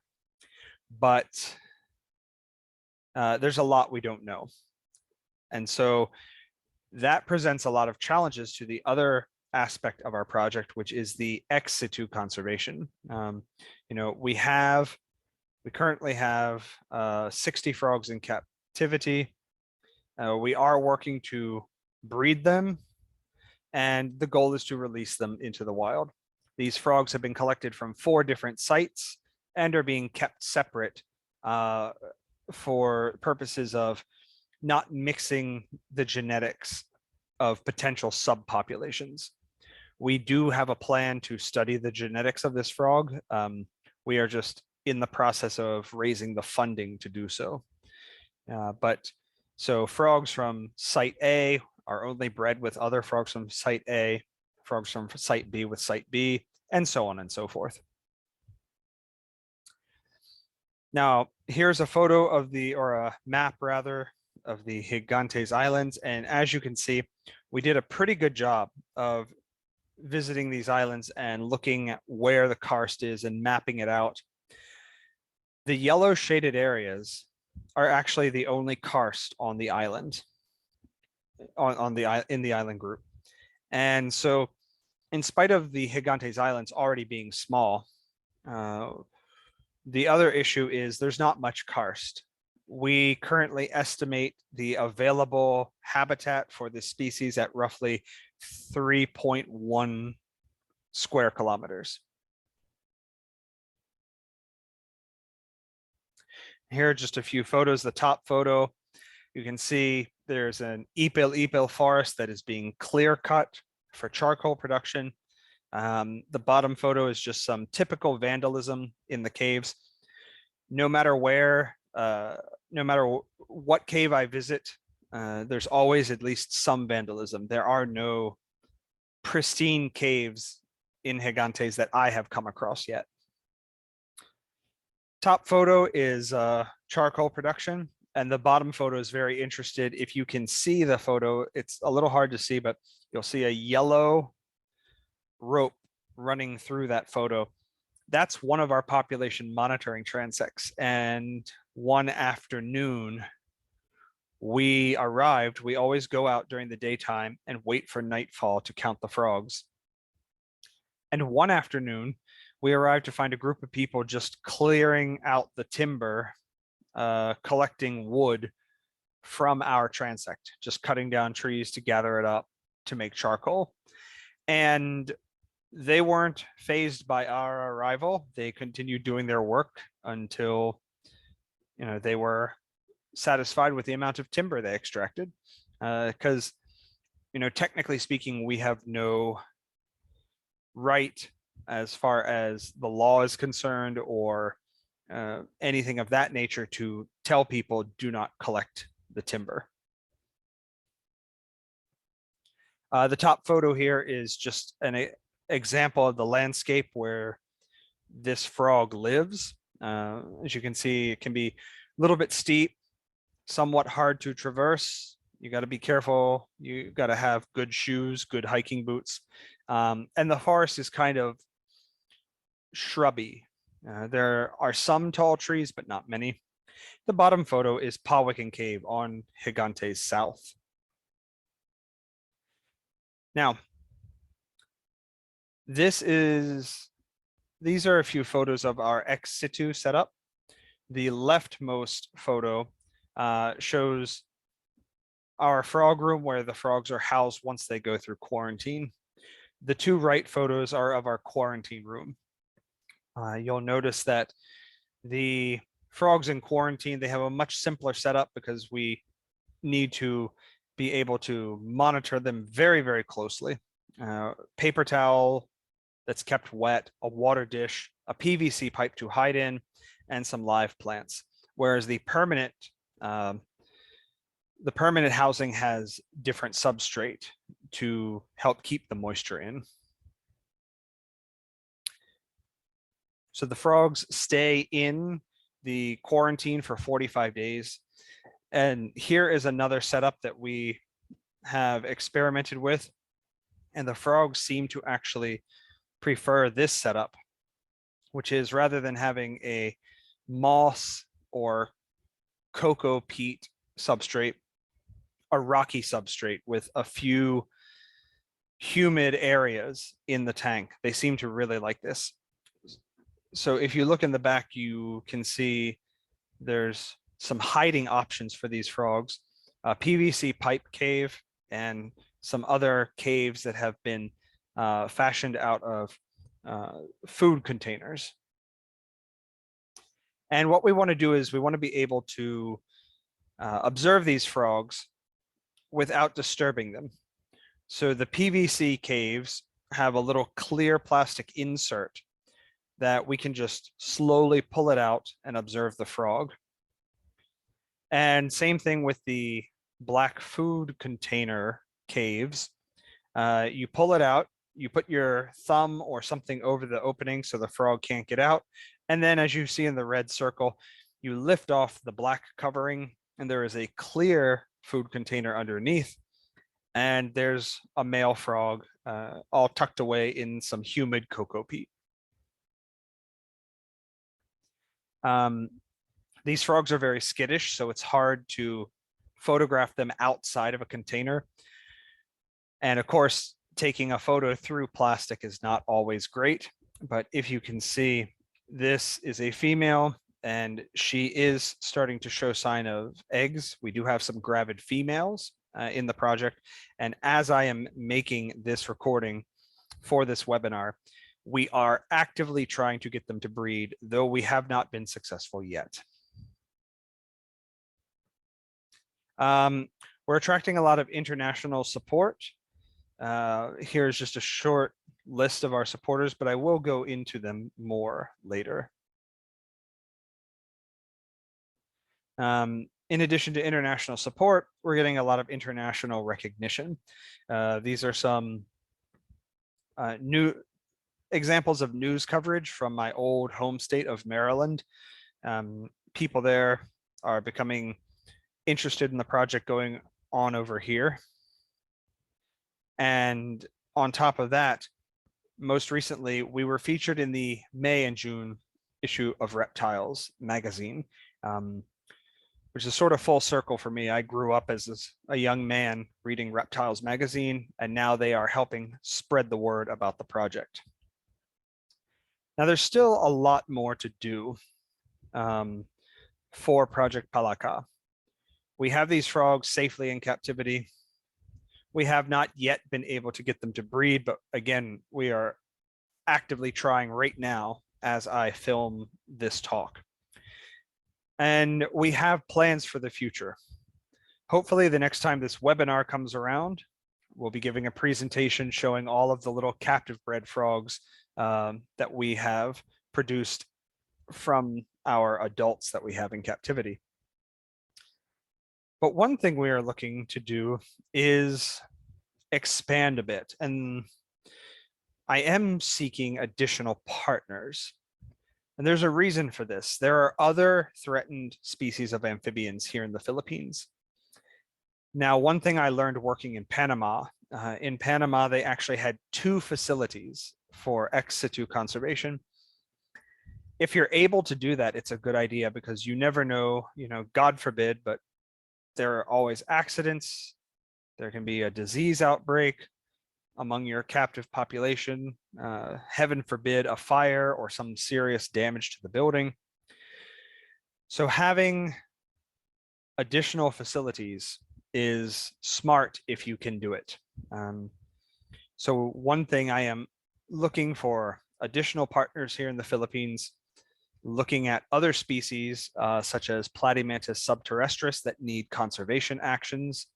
And I'm looking at the feasibility of growing Project Palaka and seeing it become something larger than it currently is, while at the same time still focused on our primary goal of conserving Platymantis insulatus. Now, Project Palaka also ties into something a little bit larger. I have recently incorporated a 501c3, the Harris Conservation Initiative for Reptiles and Amphibians. And the purpose of this nonprofit is to link Project Palaka and my research in Puerto Rico and Belize together. So it's named after my grandparents. Their last name was Harris. They always supported me in my goals for studying frogs and lizards and things like that.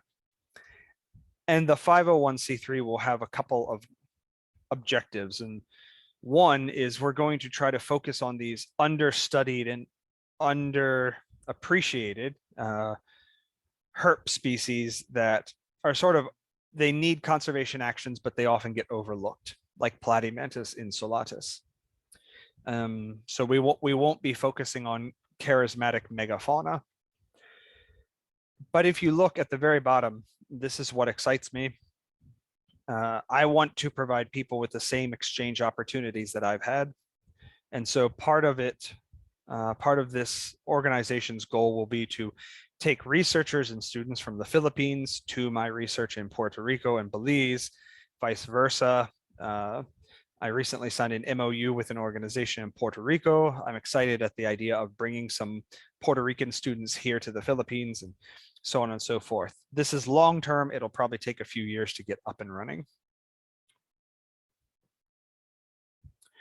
Here, if you want to learn more or keep in touch with our project, is a list of ways that you can go about doing so.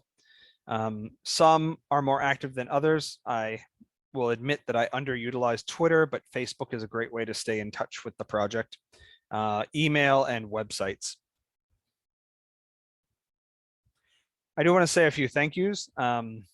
First, I do need to say some thank yous to the LGU of Carles, as well as various offices at the Department of the Environment and Natural Resources, the Bureau of Animal Industry, all of those different organizations, different government branches have helped with the permitting, which is an extensive process, and we are a very new type of project. So we often encountered very well-meaning government employees who had to help us navigate finding out exactly what permits we needed, because none of us knew. So a big thank you for that. A big thank you to my in-country partner, UPLB-MNH. And we also need to think of again, the local community. So the barangay captains, the kagawades, the teachers, field guides, the staff at the resorts that we stay at when we were there, and even just the citizens of Gigantes Island themselves. If anyone ever sees this from Gigantes Islands, I want you to know that we do appreciate the hospitality and the camaraderie whenever we come to Gigantes. It is very much appreciated. And we need to thank our international partners. ASAP. ASAP works out of Singapore. It's connected with Mandai Nature. Also, Mandai Nature is also in Singapore. Synchronicity Earth is out of the UK. Stiftung Artenschutz is from Germany. Amphibian Arc from the US, but works around the world. And my alma mater of the Center for Environment Society at Washington College is also very supportive of our work. And of course, National Geographic, it's rules about using the logo, but this project is supported also by my National Geographic Explorer Award. And up until recently, it was also supported by a short-term Fulbright Award, and we thank them as well. So thank you very much for attending my talk today. I hope it was informative, and please do feel free to contact me with any questions or if you are interested in potential collaboration. Thank you. Bye.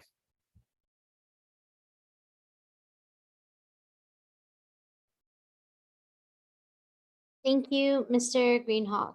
So we just finished listening to 3 very informative lectures.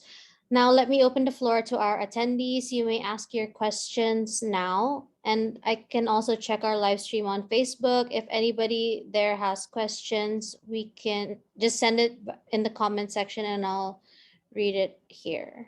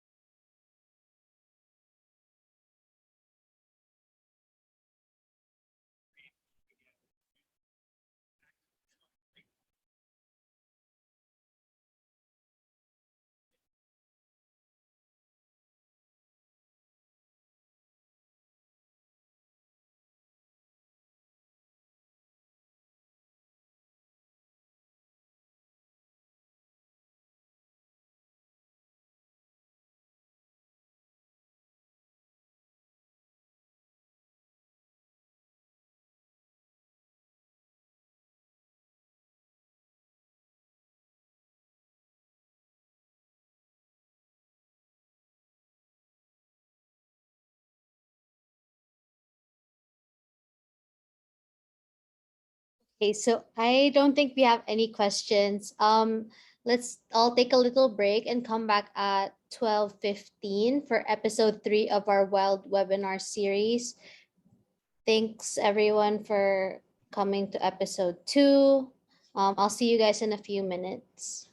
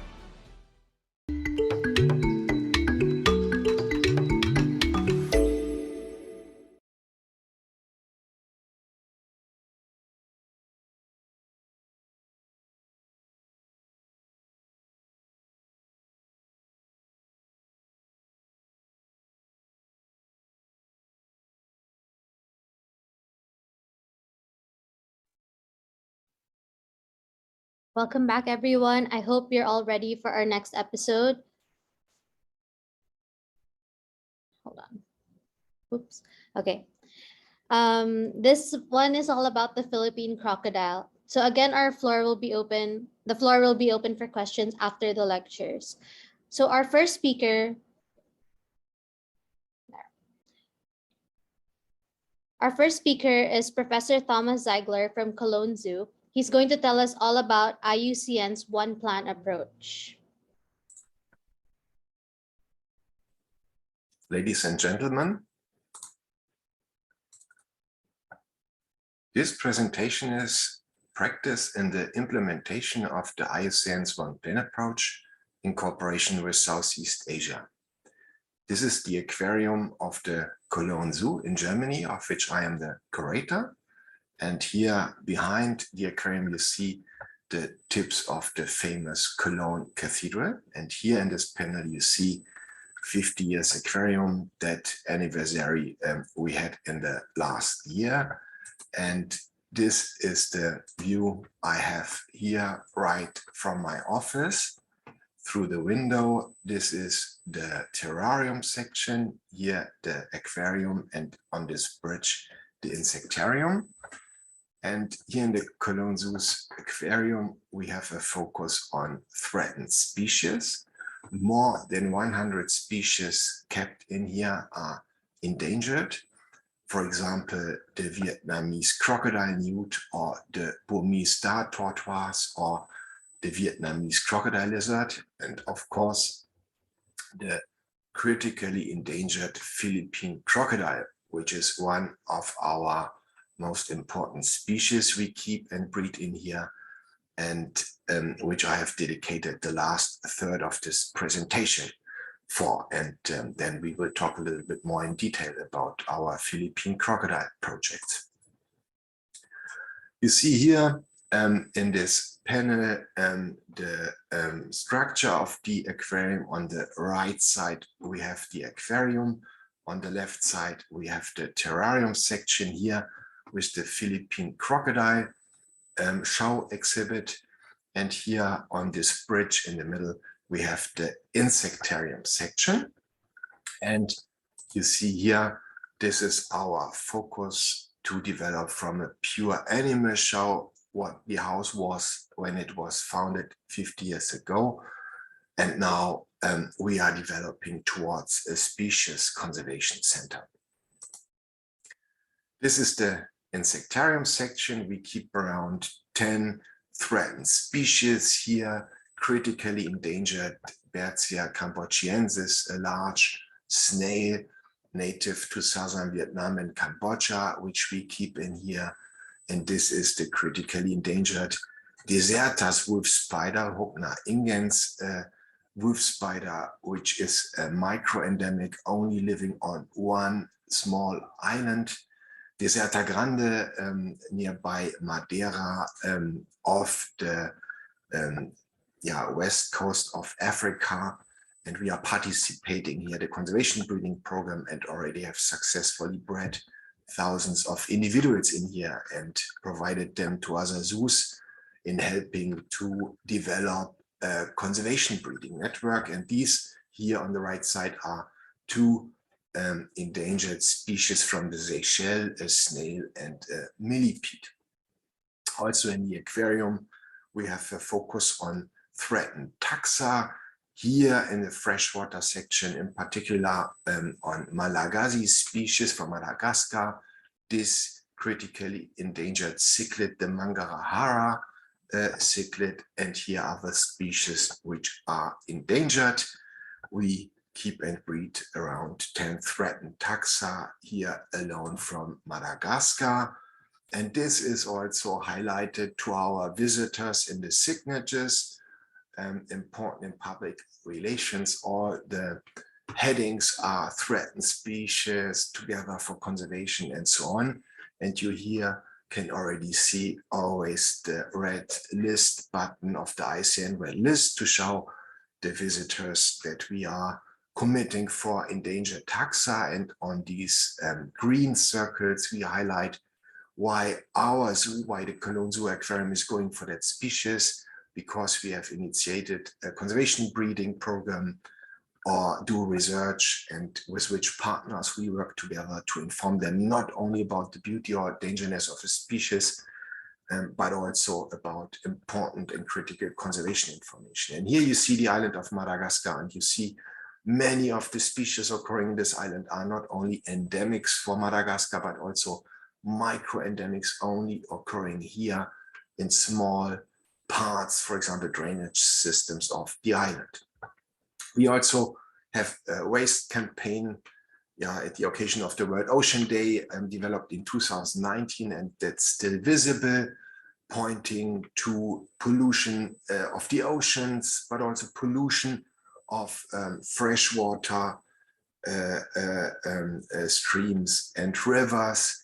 Here, the river Rhine panorama, where we point also to microplastic. And here, that bicycle points to that we every of us is responsible changing the behavior. Yeah, and of course, we also highlight breeding, conservation breeding projects. This is the offspring section in the marine section, and this is the Sulu pipefish also occurring in the Philippine Sea, which we successfully breed, and recently have published a paper about developing a conservation breeding network. And this is also one of our goals, to be sustainable and only work with offspring. So no wild caught individuals coming to our aquarium, with the only exception in case of confiscations, when we can help the authorities taking over wild caught individuals that have been smuggled. I come back to that later in this presentation. Yeah, and in particular, we have a focus in conservation in our terrarium section. These are all critically endangered species. An Australian monitored species recently received from a confiscation. And this here is a tiger gecko, critically endangered from Vietnam, the Burmese star tortoise, and of course, the critically endangered Philippine crocodile. Yeah, and alone in our terrarium section, which implies the amphibians and the reptiles we keep in here, we have nearly 100 species, and more than one half of them are successfully bred here in the Cologne Zoo's aquarium. 24 derived from confiscations. That means here we have helped our authorities in taking over confiscated individuals of 24 species. And that is always a chance not only to save them, they are often in very bad condition when they are confiscated, so we try to rescue, but in the best case we can also build up a conservation breeding program out of that. I come back to that later. And more than 1/3 of the amphibians and reptiles kept in here are listed on the IUCN Red List as threatened, either critically endangered or vulnerable, and about 1/2 are on the appendices of CITES, the Convention on International Trade in Endangered Species. And also in here, always the red list button is important, highlighting the threat status of the species we keep. Yeah, and this is a species which is occurring in Cologne, the green toad. This is one of the few local species we keep in here. Otherwise, we have a focus on Southeast Asia, which you will hear later. But this is important because the green toad is a species in decline in the Cologne region. And this conservation project is a really great project to highlight the one plan approach.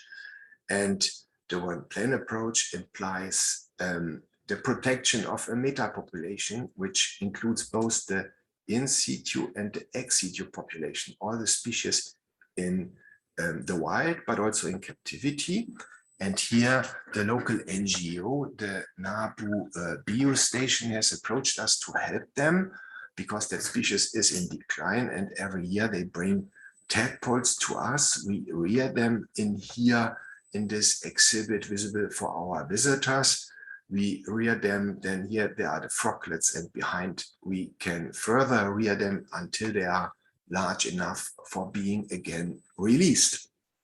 And on the other side, in nature, together with our partners, we create new habitats, so-called stepstone habitats, to combine the very few remaining habitats occupied and inhabited by the species so that they are better connected. And then we release the animals reared at the Cologne Zoo there.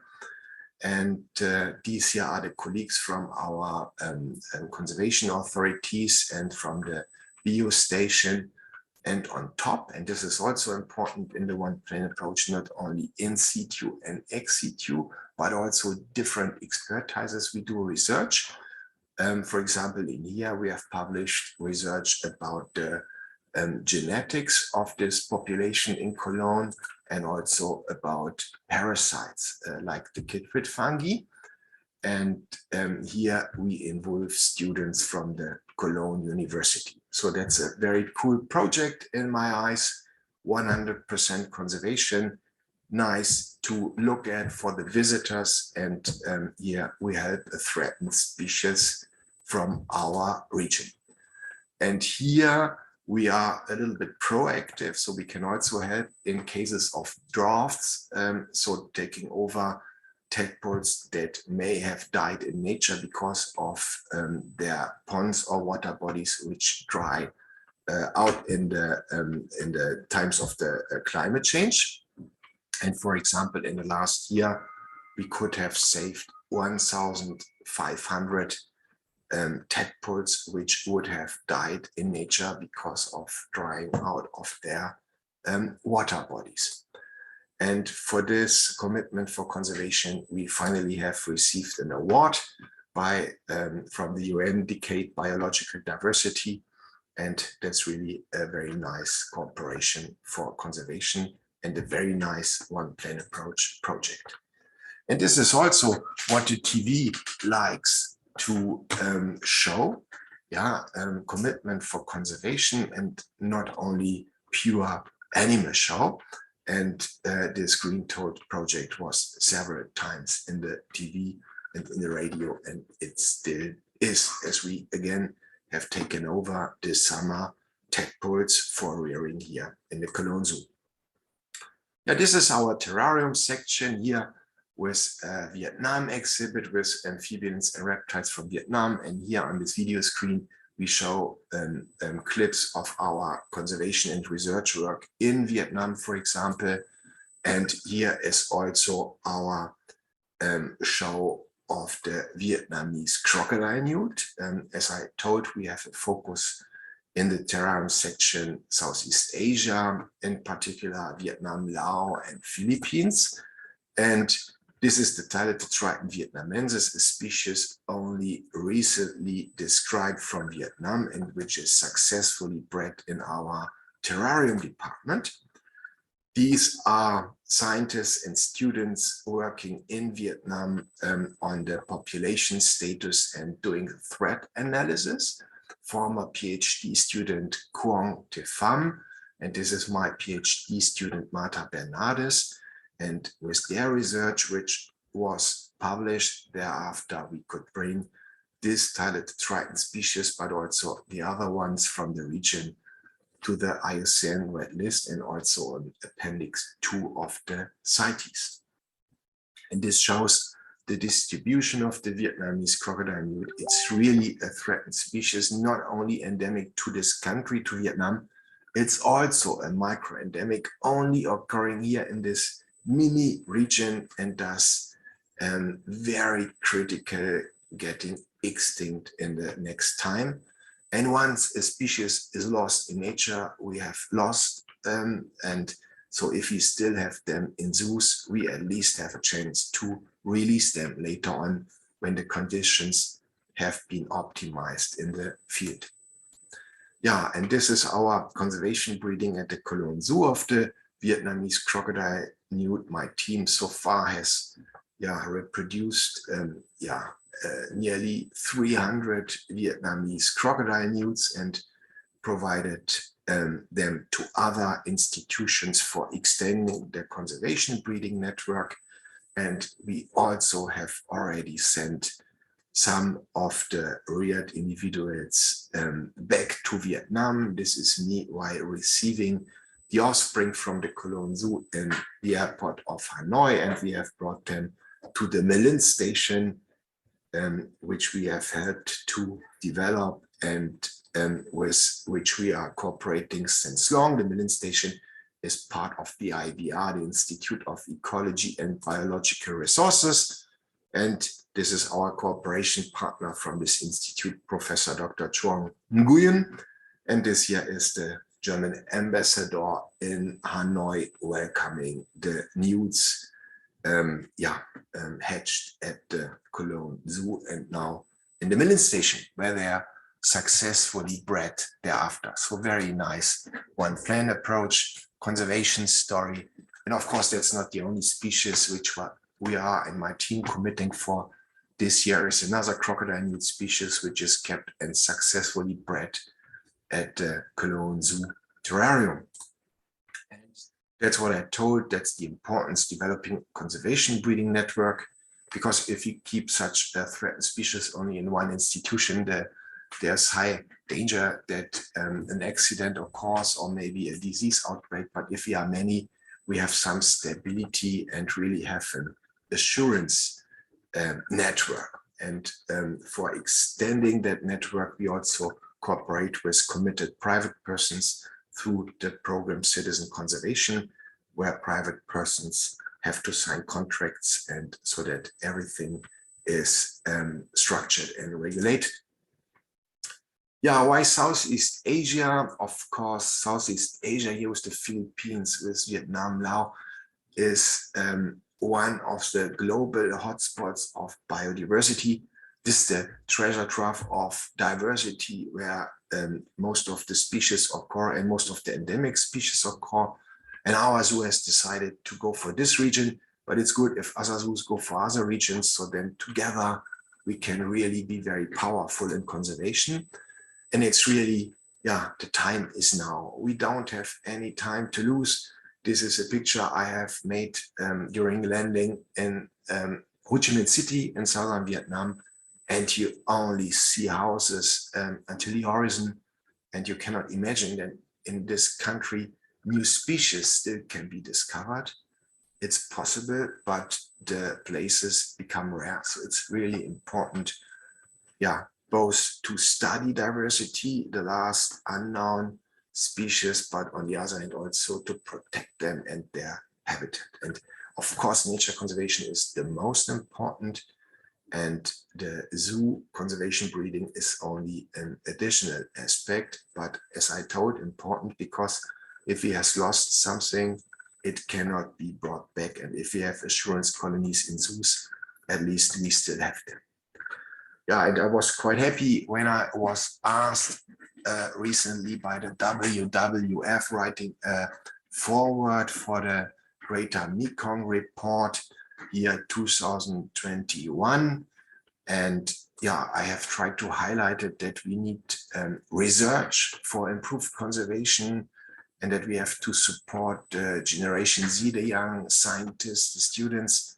And of course, I also have highlighted the one plan approach because this is supported by the ICN and really important if we want to be powerful in conservation, because destruction is so quickly performed in nature. If we only go for nature conservation, we lose time. So we also need the ex situ component. And what's also important is networking. So here, to make us more powerful, we also have many students in our groups, not only here in the Cologne Zoo in Germany, but also in Vietnam, in the Philippines, in Laos. And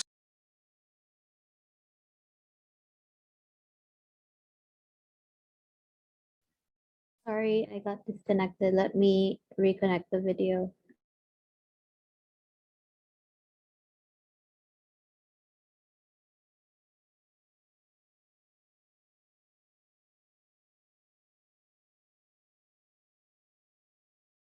this, on the one hand, is to build up a new generation of scientists and in particular conservationists, but yeah, we altogether can reach out for more conservation if we would do this alone. And these are students dealing with bent-toed gecko, phylogenetic tree from Vietnam, and all those colored taxa are new species. So that means we still have to describe a number of species. You can only protect what is known. Yeah, so describing diversity is most important. And Heng here, meanwhile, is a PhD student who is also here at the Cologne Zoo and the Cologne University performing her PhD thesis. And you can even do conservation-based research in zoos. Yeah. For example, my former PhD student, Marion Schneider, who has studied the thermoregulation of sun bears, and here being interviewed by a famous German TV journalist. And that's one of the publications deriving from her thesis. And she found out that they really need the primary forest because only there they have shadow and the optimum thermal conditions for survival. So secondary forest is not suitable. So in fact, zoo research can help to protect the forest in the world. So that's a very nice example for all those people who look at zoos very critically. Yeah, I come to that at the end of my presentation. Zoos really can be 100% conservation. And this is another nice overview. It shows that zoos in Europe and in North America are important in keeping and breeding threatened amphibians, which is the most threatened vertebrate group, not the mammals, not the birds, it's the amphibians. And most of threatened amphibians, that's the richness analysis in here, the red ones are most important, are in these regions, which shows the zoos in this part of the world are important for the conservation breeding programs, because those threatened species are still there. And if there are disease outbreaks in the countries of origin, or if there are natural catastrophes or political unrest, then it's good to have also population outside of the range. But of course, it's also important, and that's nicely shown here in South America, that you have zoos and stations in the country of origin because they are most suitable for release. But we see there are still zoos and stations and breeding stations lacking in the range countries. So there's much improvement to be done going for threatened taxa for ex situ conservation breeding programs. And this is also where we are doing a lot of research, and which is a chance for students to write theses which are really critical for conservation. For example, this here is a paper which is just accepted. These are the page proofers, the assessment of the threat status of the amphibians in Vietnam, the implementation of the one plan approach. And here my former bachelor student Marie has checked the microendemism rate in Vietnam. And for example, here in the Central Highlands, we have 26 microendemic amphibian species, which means they are only occurring here in the world and nowhere else, neither in Vietnam nor elsewhere. So I cannot do anything from here, but the colleagues there in stations, in zoos, in universities, in NGOs can go for those microendemic taxa. And what we can do in here, writing these reviews so that we can highlight where there are the gaps in conservation. And we also did this protected area coverage. These are the protected areas in central Vietnam. And you can nicely see how many of those microendemic species are already covered by a protected area and which not. And that species, for example, this microendemic frog is not covered by a protected area, and that can be shown to our colleagues in Vietnam and to the authorities, and for doing respective improved conservation. We are also working directly in the countries in Southeast Asia with which we have partnerships, for example, here in Laos, where we discovered the Siamese crocodile in a province where the species was believed to be extinct. And based on this rediscovery by our group, we could, together with our partners from Laos and Vietnam, establish a reserve, the Ban Sok Crocodile Reserve. So yeah, zoo commitment can even lead to reserve creation, and yeah, to restock those areas where there are still endangered species, but usually in limited population sizes.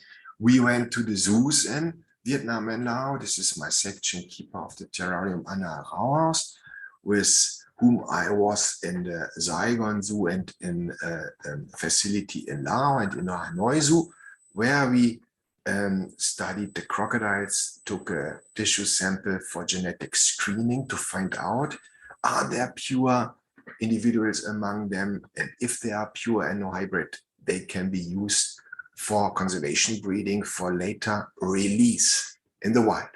And for example, in this study, all those black ones finally proved to be pure Siamese crocodiles, which we did not expect. And now conservation breeding is easily possible for release later on in the diminished natural populations. Yeah, how did I come to Southeast Asia? That was in 1997 with my PhD thesis in central Vietnam. I studied the herpetodiversity of one of the last remaining lowland forests in Vietnam, the Kego Reserve, which was just established these days. And we made some nice findings, new discoveries, but I guess the most important was that was the basis for the huge network we meanwhile have between university zoos and stations all over Southeast Asia, with whom we can do great cooperation and are powerful in conservation. Meanwhile, the fieldwork is done by my students. For example, this is Rainier, who is doing his PhD thesis here in the Cologne University, and he's regular in Vietnam for fieldwork. And his group are the tiger geckos, Goneurosaurus. This is a species, the cat-barred tiger gecko, which is also here in my office, and breeding at the Cologne Zoo, which I could discover together with Professor Dr. Chuang Nguyen in 2007. And now we breed it here at the Cologne Zoo, and through the works of Hai, we could do population status analysis and threat analysis, and this finally led that the species was included on the ICN Red List and also on the appendices 2 of CITES. And I'm quite happy that I'm now also desktop reviewer for the UNESCO, because the Cat Ba Island of Halong Bay in northern Vietnam currently is evaluated becoming UNESCO World Heritage Site. And yeah, that's really cool. Yeah, from the discovery in which I was involved over the zoo work, which I'm doing here, conservation breeding, also of this critically endangered species, which is a micro-endemic species in northern Vietnam, which were also successfully breeding at the Cologne Zoo, towards the implementation of better conservation, both from legislation side, but also from the creation of more powerful conservation status. That's really great, and yeah, much fun, and also a pleasure that I can work with these species and for improved conservation. And with our partner, Dr. Dennis Röder from the Bonn Museum here in Germany, not far from the zoo, 30 minutes by car, we are doing modeling, species distribution modeling, which is cool to find out overlooked populations. And we can also study the impacts of climate change, and we can also work towards improved cross-border conservation. And this is also what we are doing and regularly publishing here for tiger geckos and other species. Of course, we are also cooperating with stations, as I already mentioned, the Melin Station for Biodiversity of the Institute of Ecology and Biological Resources. And here we have established a conservation breeding program for the Vietnamese crocodile lizard. This is an in-country conservation breeding program, but we also have developed another one outside of the natural range, outside of Vietnam in the Cologne Zoo. I show you those pictures later. And this is another threatened species which is endangered, the same, the Vietnamese crocodile lizard. This is the psychedelic rock gecko, an island endemic also just recently described, where we have built up this conservation breeding facility on the grounds of the war, the wildlife at risk in southern Vietnam. Again, back to the Melin Station, here together with the Friedrich Ebert Society Hanoi, the Friedrich Ebert Foundation Hanoi, we have developed such an environmental education exhibit to inform the young generation not to drink snake wine, to go for conservation. And my colleague Christian Niggemann, keeper in my team, who is also an artist, has created Shini. This is a crocodile lizard which is guiding the school children and visitors through this exhibit. And both pointing to the problems outside in the nature, but also what you can do, becoming friend with Shini and helping him to survive. And this is father of many of our offspring at the Cologne Zoo, breeding facility of the crocodile lizard. This is Orange Bird, who was recently on the cover of Frontiers of Biogeography. And only based on our research, we could discover that species in Vietnam. Previously, the crocodile lizard was only known from China, and we found out that Vietnam is a distinct clade. We described them as a subspecies Chinisaurus crocodylus vietnamensis. But in our most recent publication, published a few weeks ago, we could find out that also in China, there are several clades of the crocodile lizard. So that means research and in particular molecular analysis are really crucial for conservation, but also for zoo biology, not to keep individuals together which do not belong together. And this is the modeling where we expect these taxa, and the Vietnamese crocodile lizard maybe even is stretching into China, although here this is only modeled and we so far have not a proof from that region. But our population estimates for northern Vietnam were only around 100 to 150 individuals. And these are really sad numbers and really underlines the time is now and we have to go for conservation now. In 10 years, it will be too late, and maybe even in 1 year. This is Mona van Schingen-Kahn, who did her PhD thesis in my group about the crocodile lizard in Vietnam.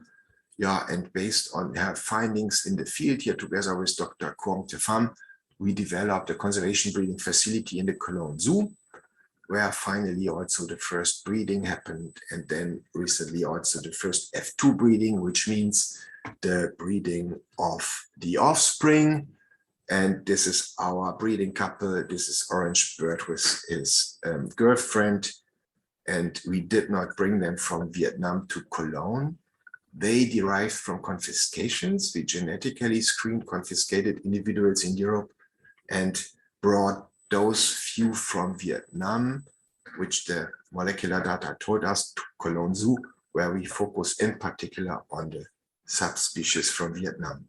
And Mona van Schingen-Kahn now can continue to go for conservation because she got a position in our Federal Agency for Nature Conservation, where she's responsible, for example, for CITES. And that's very cool that some of our students now are in powerful positions in conservation authorities.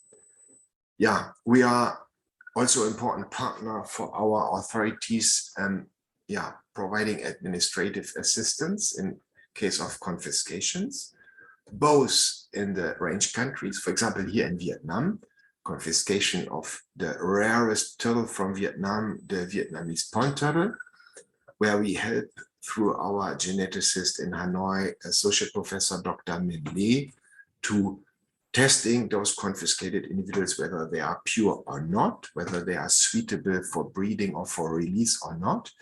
And we, of course, also do this here in Germany or in Europe, assisting our authorities. For example, in this case, in 2011, those turtles have been confiscated, a huge number of individuals, and we have helped to take them over to house them at the Cologne Zoo.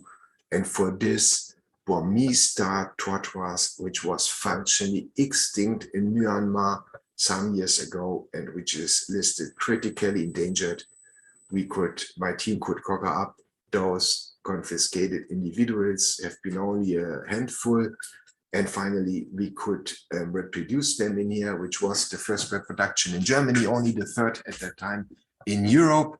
And we started to develop a conservation breeding network, provide them also to other zoos, for example, the Berlin Zoo in Germany, who now also is running a conservation breeding program and a stud book. And this is what I told before, that confiscation can be turned from something bad into something good if we build up a conservation breeding program and finally even are able to send back offspring or individuals back to nature. In that case also, of course, genetic analysis are crucial. And this is also a very nice one-plane approach story. This is a soft-shell turtle, the only turtle which I have discovered or was involved in a discovery in my life. Our team so far has described around 140 species in Vietnam and Laos, but that's the only turtle species, a soft-shell turtle, which I found in 1997. And with this, which this international team has described recently as the spotted softshell. But the question was, after the description, is this species still occurring in the wild? And that case was also highlighted in the Mekong report of the WWF. And the question was, is it still available? And so we were on the search of the spotted softshell. We checked the markets, and if we found softshells which looked a little bit like that newly described species, we tried to genetically analyze them based on our geneticist, together with our geneticist in Vietnam. And finally, we could find some which were pure spotted softshells. And then we developed conservation breeding facilities in northern Vietnam, where we kept those pure ones from the markets, and they finally already reproduced, which is a nice one-plane approach story because they now can be provided to other institutes, zoos, stations for extending the network, and surplus can also brought back to the field to restock the natural populations. And that species cannot get extinct any longer. Of course, we also commit for conservation in nature, but here now we are on the safe side. And this shows again the importance of the genetics. This is Associate Professor Dr. Min Le, who is half time of the year in the Hanoi National University, the other half of the year in the Natural History Museum in New York. And that's the case of the four-eyed turtle. That article is available as PDF on the homepage of Nature Conservation. And it showed that there are 3 lineages. And this is quite important for the building up of conservation breeding programs, because you can, of course, only keep members of one conservation unit, of one lineage, for doing good conservation work, and also for release. It's important to prevent genetic pollution, only releasing members of one lineage at the right area, because if we would release individuals from this lineage in here, we would not only produce genetic pollution, but also, yeah, would release them in climatically unsuitable areas, because we have cold winters in this region. So that's really important, both for breeding programs in the zoos, but also for the treatment of confiscated individuals and for restocking. And yeah, now I'm coming to the Philippines. This is a recent confiscations of monitor lizards from the Philippines, the Varanus servata complex. We had dark-headed monitor lizards and yellow-headed, but we are not really sure which species the dark-headed monitors were. We did a genetic screening together with my cooperation partner, Professor Dr. Miguel Vences, and finally could publish this genetic reference tree, which helps also future confiscations directly to identify those monitor lizards and then decide whether they are sent back or to which existing breeding programs they could be added.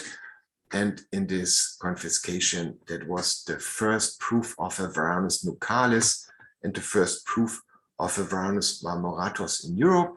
And for the nucalis, which were genetically identified, the Philippine authorities and also the German jointly decided that the conservation breeding program in Europe should be developed in the Zagreb Zoo. Beautiful species, and so the genetics helps to develop conservation programs. And now coming to the Philippine crocodile at the end of my presentation. This year is our show exhibit at the Cologne Zoo with the female part, the middle part with the box for the box training, and here the male part, and this is the male at younger age in this male part. And from the Cologne Zoo also the European stud book is coordinated. That was our first stud book edition in year 2013. That's the current number of individuals. We have started with 6 institutions with only 15 individuals having been sent from the Philippines to Europe. Meanwhile, we are double the institutions and we have around 50 individuals. So we had also already sufficient reproduction and offspring. So it's really a good program for conservation. And every zoo which is participating the stud book also on an annual basis gives around 1,500 euro to the Mabubaya Foundation for Philippine crocodile conservation in the north of the Philippines. And here in the Cologne Zoo, in the aquarium, we have been quite happy.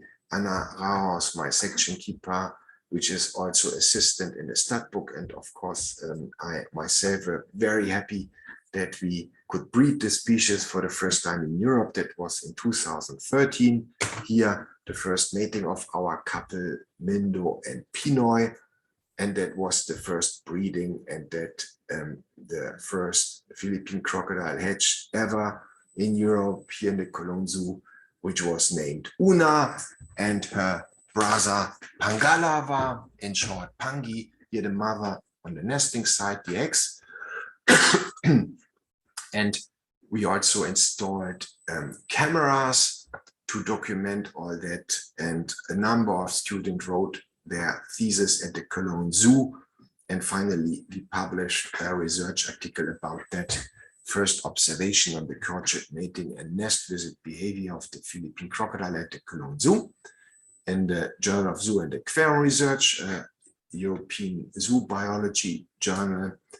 And 2 years after, in 2015, the first natural breeding happened at Cologne Zoo. So we let the eggs hatch inside the facility of the parents to document the paternal care. And here the mother Mindo helps the young come out of the eggs and with the mouth transfer, bring them to the water. And these first natural bred Philippine crocodiles at the Cologne Zoo were the males Dodong and Halki. And yeah, this was finally also the reason when I attended the Crocodile Congress in Los Baños a few years ago in the Philippines, where I met Rainier, Manalo, and Vicente Mercado from CPPI, Crocodylus Porosus Philippines Inc., because they told they need crocodiles for restocking the diminished natural populations. It's only around 100 major individuals recorded from the Philippines. And we had two reasons that the European offspring is very suitable. The first, that we have genetically screened our offspring, and also the complete stud population in Europe. So they were pure, because from some Philippine facilities, hybrids between saltwater and Philippine crocodiles have been reported, but the ones in Europe were pure. And Dodong and Halki grow up together with the mother and were perfectly socialized and thus perfectly suitable for repatriation. Then Rainier and Vic visited Cologne Zoo director, Professor Pagel, and me and the Cologne Zoo, and decided they will go for Dodong and Halki, which then were finally repatriated to the Philippines. Section keeper Anna Rauers, who is also stud book assistant for the Philippine crocodile in Europe, Christian Niggemann, the artist who developed those comics I've shown you before. This is Mindo, the mother crocodile, and Bert Marcordes, my colleague, who is responsible for the animal transfers, and of course, Dodong and Halki, and you see also a number of hearts on their transfer boxes. And finally, we had corona pandemics in between. The first flight had to be canceled because of the municipal quarantine in Manila, but finally, nearly a year later, we were successful, and Rainier and his team from CPPI could welcome Dodong and Halki on the airport of Manila. And this is this beautiful lake in Siargao Island, where CPPI has plans to release Dodong and Halki. And this is another drawing Christian has developed to show the repatriation. Here on this plane, you see the Philippine flag, and that's the two tips of the Cologne Cathedral. And in our zoo shop, you can also buy this as a banknote. And this is how to show our young visitors, the children, in a playful manner, how conservation can go, and that we can support diminished natural populations through zoo breeding. Yeah, this was also shown in the TV. Eyewitness did a documentation, an interview here with me in my office on my desk where I'm sitting. And that is also shown as a success story on the homepage of the ICN of the Reverse the Red campaign here, the Philippine Crocodile Project, and as a perfect one-plan approach story. And there is this clip, this production of Eyewitness in a shortened version available, and also the second natural breeding case in Cologne Zoo. I could show you this clip, but maybe we have problems with the connection, and I would please invite Raphael later after my presentation to show this 3 minutes video clip. And of course, our Philippine crocodiles are also stars here in Germany and in Europe. And this is Anna doing the target training with the crocodile, which is for easily guiding them in between the different parts of the facilities and for doing behavioral enrichment. And here, this is the command up, and then the crocodile erases the head. This is the command here, and then the crocodile comes, approach the target and touches it. And it's a TV documentation filming this. Yeah, Dodong and Halki waiting for release in Siargao in their semi-white facility, pictures provided by Rainier, Manalo, and they are doing quite well. And that is on the way becoming really a success story in conservation. And this is our second natural breeding, the mother with the next natural breeding, where the Philippine authorities with CPPI together have already decided that they also will be repatriated at the end this year or at the beginning of next year. So the next one, ready for being sent back to the Philippine crocodiles, genetically screened and perfectly socialized. Very nice one plan approach conservation project. Yeah, and last year we had the Zoo Species of the Year campaign led by ZGAP, and that was quite successful, also based on all those many social media clips we have released. And all in all, that was the most successful Species of the Year campaign, and in total 150,000 euro could be collected, which in part also will be provided to Philippine crocodile conservation, because that was one of the main focal species of that campaign here, CPPI with Rainier, during a release, I guess, here in Siargao Island. Yeah, and also the media response is great. These are newspapers in this region here with the Philippine crocodile natural breeding. We can be an ARC, and zoo is 100% species conservation.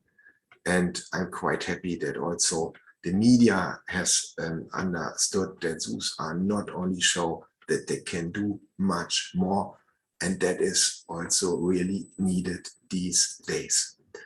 Yeah, with this, I also would like to finish my presentation and would like to thank you very much for your attention. And this is the last pick of our second natural breeding, and this year hatching Philippine crocodile in my hands. Again, thank you very much. Good luck to you.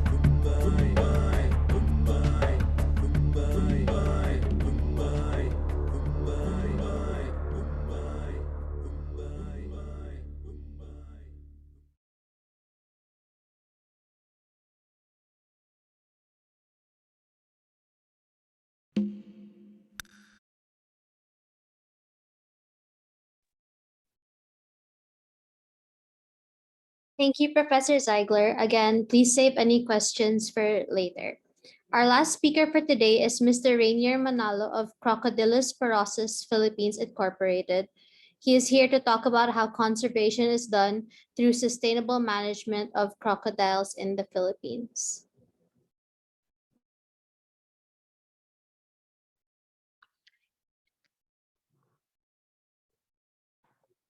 Good afternoon, everyone. Before I start my presentation, I would like to introduce our organization, the Crocodylus Porosus Philippines Incorporated. We are an environmental NGO working for the conservation and sustainable management of crocodiles in the Philippines. We envision for a healthy human-crocodile coexistence towards sustainable crocodile management and conservation. We are also a certified donor institution. Thus, we also accept donations that entitles your company to full tax-deductible donations. Most of our work are focused on the two species of crocodiles present in the Philippines, the Philippine crocodile, Crocodylus mindorensis, and the Indo-Pacific crocodile or the saltwater crocodile, Crocodylus porosus. Both of these species are listed in the IUCN, or the International Union for the Conservation of Nature, being our very own Philippine crocodile as critically endangered, while the global status of the Indo-Pacific crocodile was least concerned. So in this webinar, we are proud to share our work on the conservation of Philippine crocodile, Crocodylus mindorensis, in situ and ex situ measures. I am Rainier Manalo, Program Director of the Crocodylus Porosus Philippines Incorporated.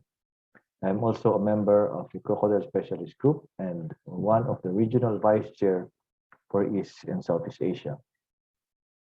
In this presentation, I will talk about the Philippine crocodile, which is listed as critically endangered for both global and national level. It is also listed in the Appendix 1 of the Convention on the International Trade of Endangered Species, or CITES. The conservation of the crocodiles in the Philippines was all started with the Republic of the Philippines and Japan Crocodile Farming Institute, now renamed as Palawan Wildlife Rescue and Conservation Center. It is a joint partnership of the Philippine government and the government of Japan that was established in 1987. It was one of the best crocodile research facilities in the world at that time. A nucleus population was acquired from the wild and other private collections from that year to 1994. So in 1988, successful breeding of a nucleus population in Palawan Wildlife Rescue and Conservation Center have reached a 200 breeding adult management goal. The international institutions like Gladys Porter Zoo in the USA and the Royal Melbourne Zoological Gardens in Australia obtained parental stocks from the Silliman University for cooperative breeding and conservation program. 8 progenies from the Gladys Porter Zoo was already repatriated to the Philippines in 1993, and in year 2004, the future released in a secured sanctuaries. Subsequently, the Philippine crocodile was finally recognized as a full species as Crocodylus mindorensis in 1989. By the taxonomic study of Philip Hall in 1989, provided this convincing evidence that the Philippine crocodile is a separate species based on its distinct morphological characteristics. So in 2006, 15 young Crocodylus mindorensis were loaned from the Philippine government to Danish Crocodile Zoo to initiate the first Philippine crocodile captive breeding program in Europe. The first edition of the European Stud Book was published by Cologne Zoo with its first breeding record in May 2013. In between these two significant years, there are also an event that came about in conserving Philippine crocodile and continuously followed by other conservation efforts to the present time. In 1999, the distribution and abundance and population genetics in the Philippines have led to the discovery of two extant populations of the Philippine crocodile, the unknown population in San Mariano, Isabela, and the unrecorded population in Pulangi River in Bukidnon in Mindanao, the southern part of the Philippines. Then the recovery team was formed by the Philippine government in year 2000 to take charge of recovering semendorensis from near extinction to oversee the implementation of the Philippine Crocodile National Recovery Plan. Collaborative efforts of the Philippine government and also the non-government organizations have confirmed the occurrence of augmented new populations in the foothills of the Northern Sierra Madre National Park, the Babuyan group of islands, and the highlands of Cordillera in central Luzon, so the northern part of the Philippines. Several crocodile sanctuaries have also been established in the Northern Sierra Madre National Park.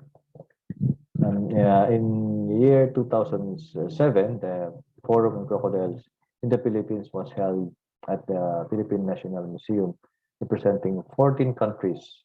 This dialogue made to realize the release of 100 captive raised juveniles from the Nest Protection Scheme and Head Starting Program in San Mariano, Isabela. In 2009, the adult Philippine crocodile was first reintroduced in the northeastern Luzon and central Mindanao. So the results of these population genetics studies found differentiation between island subpopulations. So active search of a new habitat have recorded the Philippine crocodiles thriving in high altitudinal range in south of Mindanao, the Cotabato area. During the 21st World Crocodile Conference in Manila in 2012, the Philippine crocodile was considered in the same criteria or category under the IUCN. That's critically endangered, but changed its classification in the criteria because the populations are already understood and increasing, but the habitats are still not intact or in a fragmented state. In 2013, the conservation introduction of the 36 juvenile in Siargao Island protected landscape and seascapes in Mindanao was conducted. So consequently, the municipality of Pilar had declared the month of May as Crocodile Conservation Month for the municipality or local ordinance. The conduct of the public education and community participation are continuous activities in both Luzon and in Mindanao. However, the introduction had come a long way and a tedious process of release protocols from captive breeding to site preparations.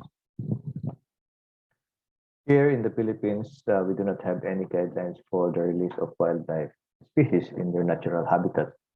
Thus, with my little knowledge and experience, I drafted this looping diagram of proposed of the 10 steps process.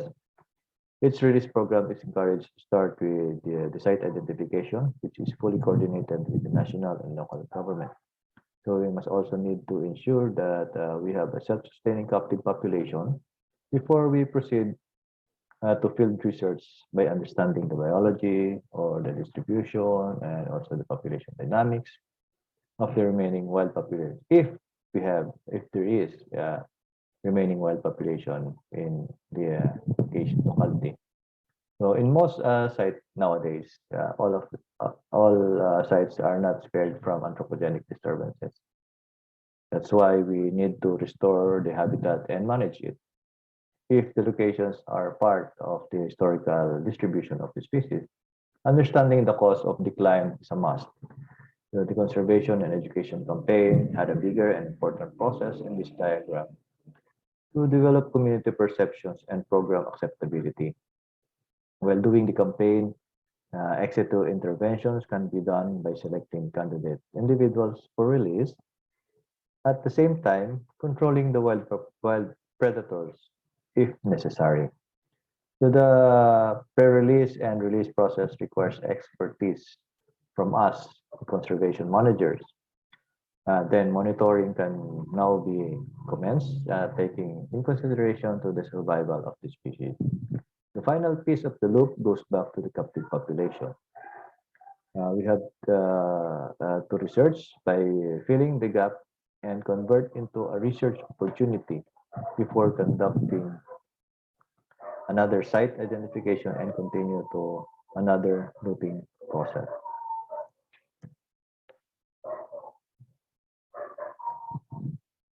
So the previously presented process was followed in the first successful release of Philippine crocodiles in Siargao Island. A collaborative conservation breeding program was developed in partnership with the Department of Environment and Natural Resources, representing the government, the Silliman University, representing the academe, and J.K. Mercado and Sons Agricultural Enterprise, representing the industry. The progenies in this facility were used for the conservation introduction.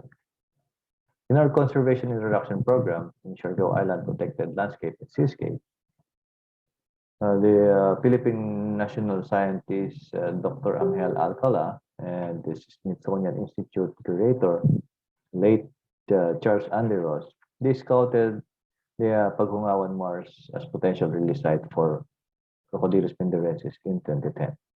The habitat suitability assessment was conducted in separate timeframes per study from March 2010 to October 2011. This is in partnership with the National Museum of the Philippines, the Department of Environment and Natural Resources, and the academy.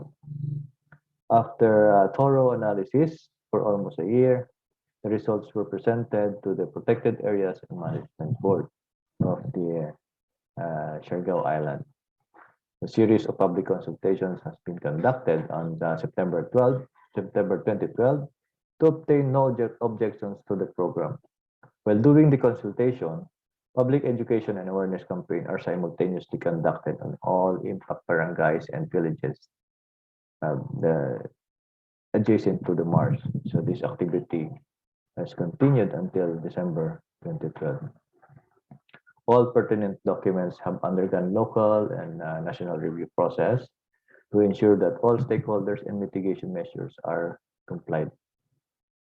On the other hand, captive management are very busy in preparing the candidate individuals for release, taking blood samples for laboratory testing and health checks by licensed veterinarian provided by the government.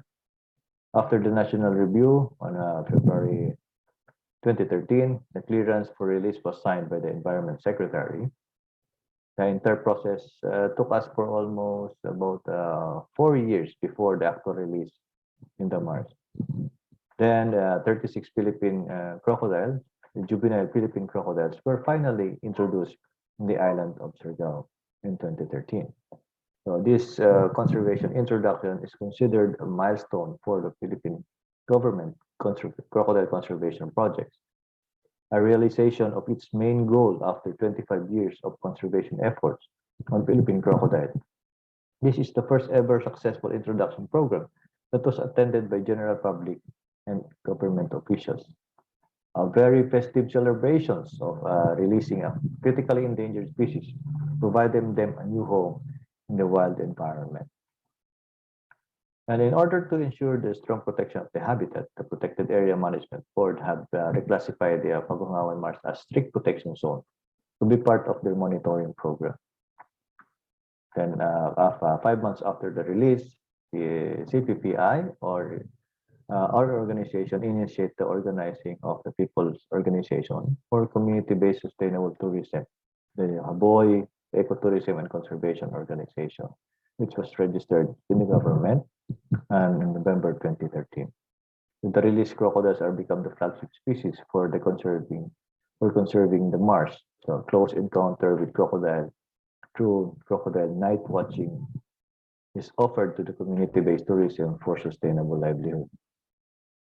So they are offering a marshland adventure tour from 3 to 5 p.m.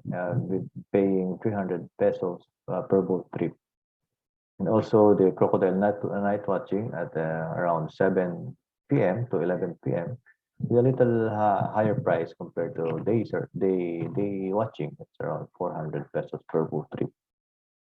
Then the tourists started to visit the area looking for wild crocodiles, thereby bringing livelihood to the community. Several other media personalities and national documentaries featured the Mars and the Philippine crocodile.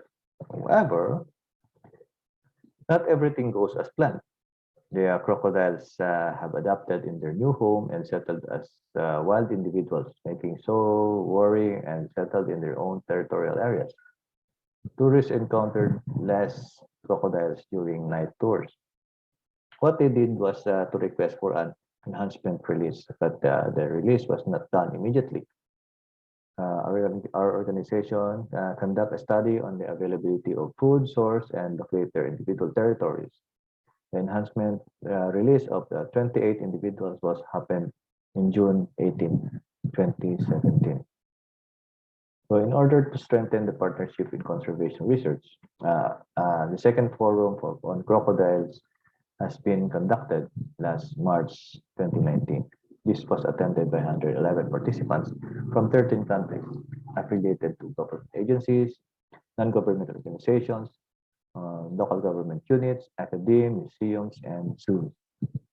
One of the international presenters was Dr. Thomas Ziegler of Cologne Zoo, presenting the successful build-up of a Philippine crocodile, Crocodylus pindorensis conservation breeding program in Europe.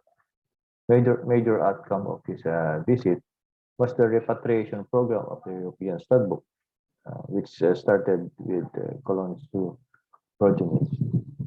Two Philippine crocodile bred in captivity at Cologne Zoo in Germany named Dodong and Halki. Initially, Dodong and Halki were due to depart from Cologne Zoo on 17 March 2020. However, the outbreak of the COVID-19 pandemic delayed the plan.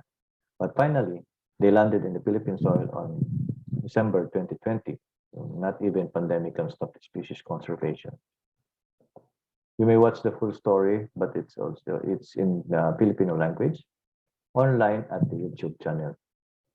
Just search Eyewitness ang lakbay pauwi ni na Dodong at Halki, dokumentaryo ni Cara David, full episode. So this important conservation initiative shows us how ex situ measures like conservation breeding projects led by zoo can help to actively support the in situ conservation measures.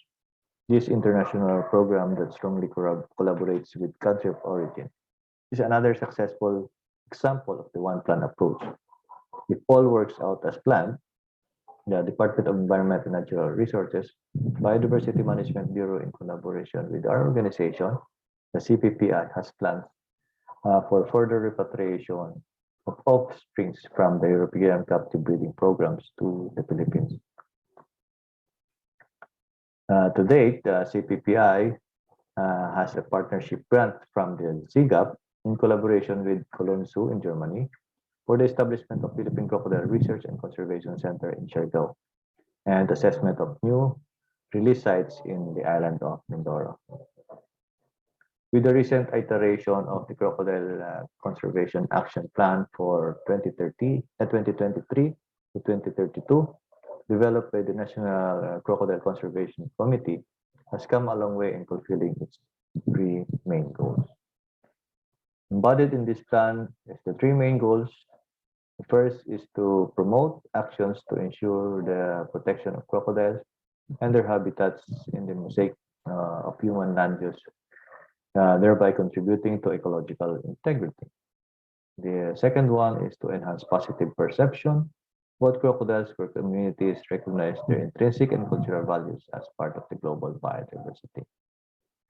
The third goal is to properly manage both in situ and ex situ populations of crocodiles to ensure their viability and sustainable use.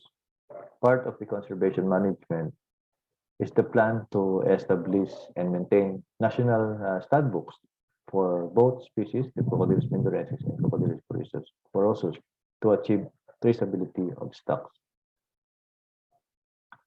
These are my research and conservation team that are committed to fulfill and realize the National Crocodile Action Plan. I hope you enjoy my presentation. Oh wait, there's more. Don't forget to follow us on Facebook, Philippine Croc, and Instagram at Philippine Croc and at Croc Count PH. Please also like our Facebook page, Crocodylus Porosus Philippines Incorporated. Thank you. Bye-bye.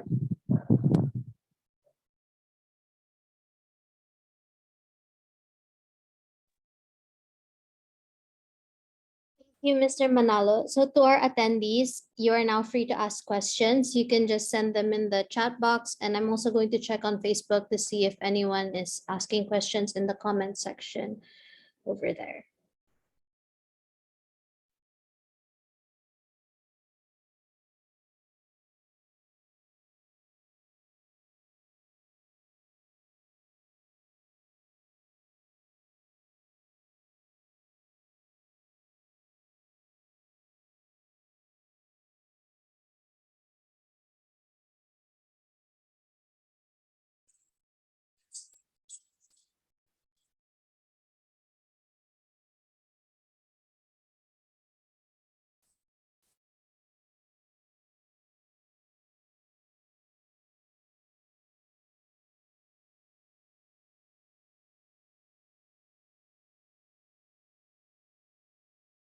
Okay, so I think there are no more questions. So again, I would like to thank our major sponsor, Zeus 101, our speakers for their very informative and interesting lectures, and to everyone here in Zoom and Facebook for attending and participating in episode 2 and 3 of SEAZA's Wild Webinar series.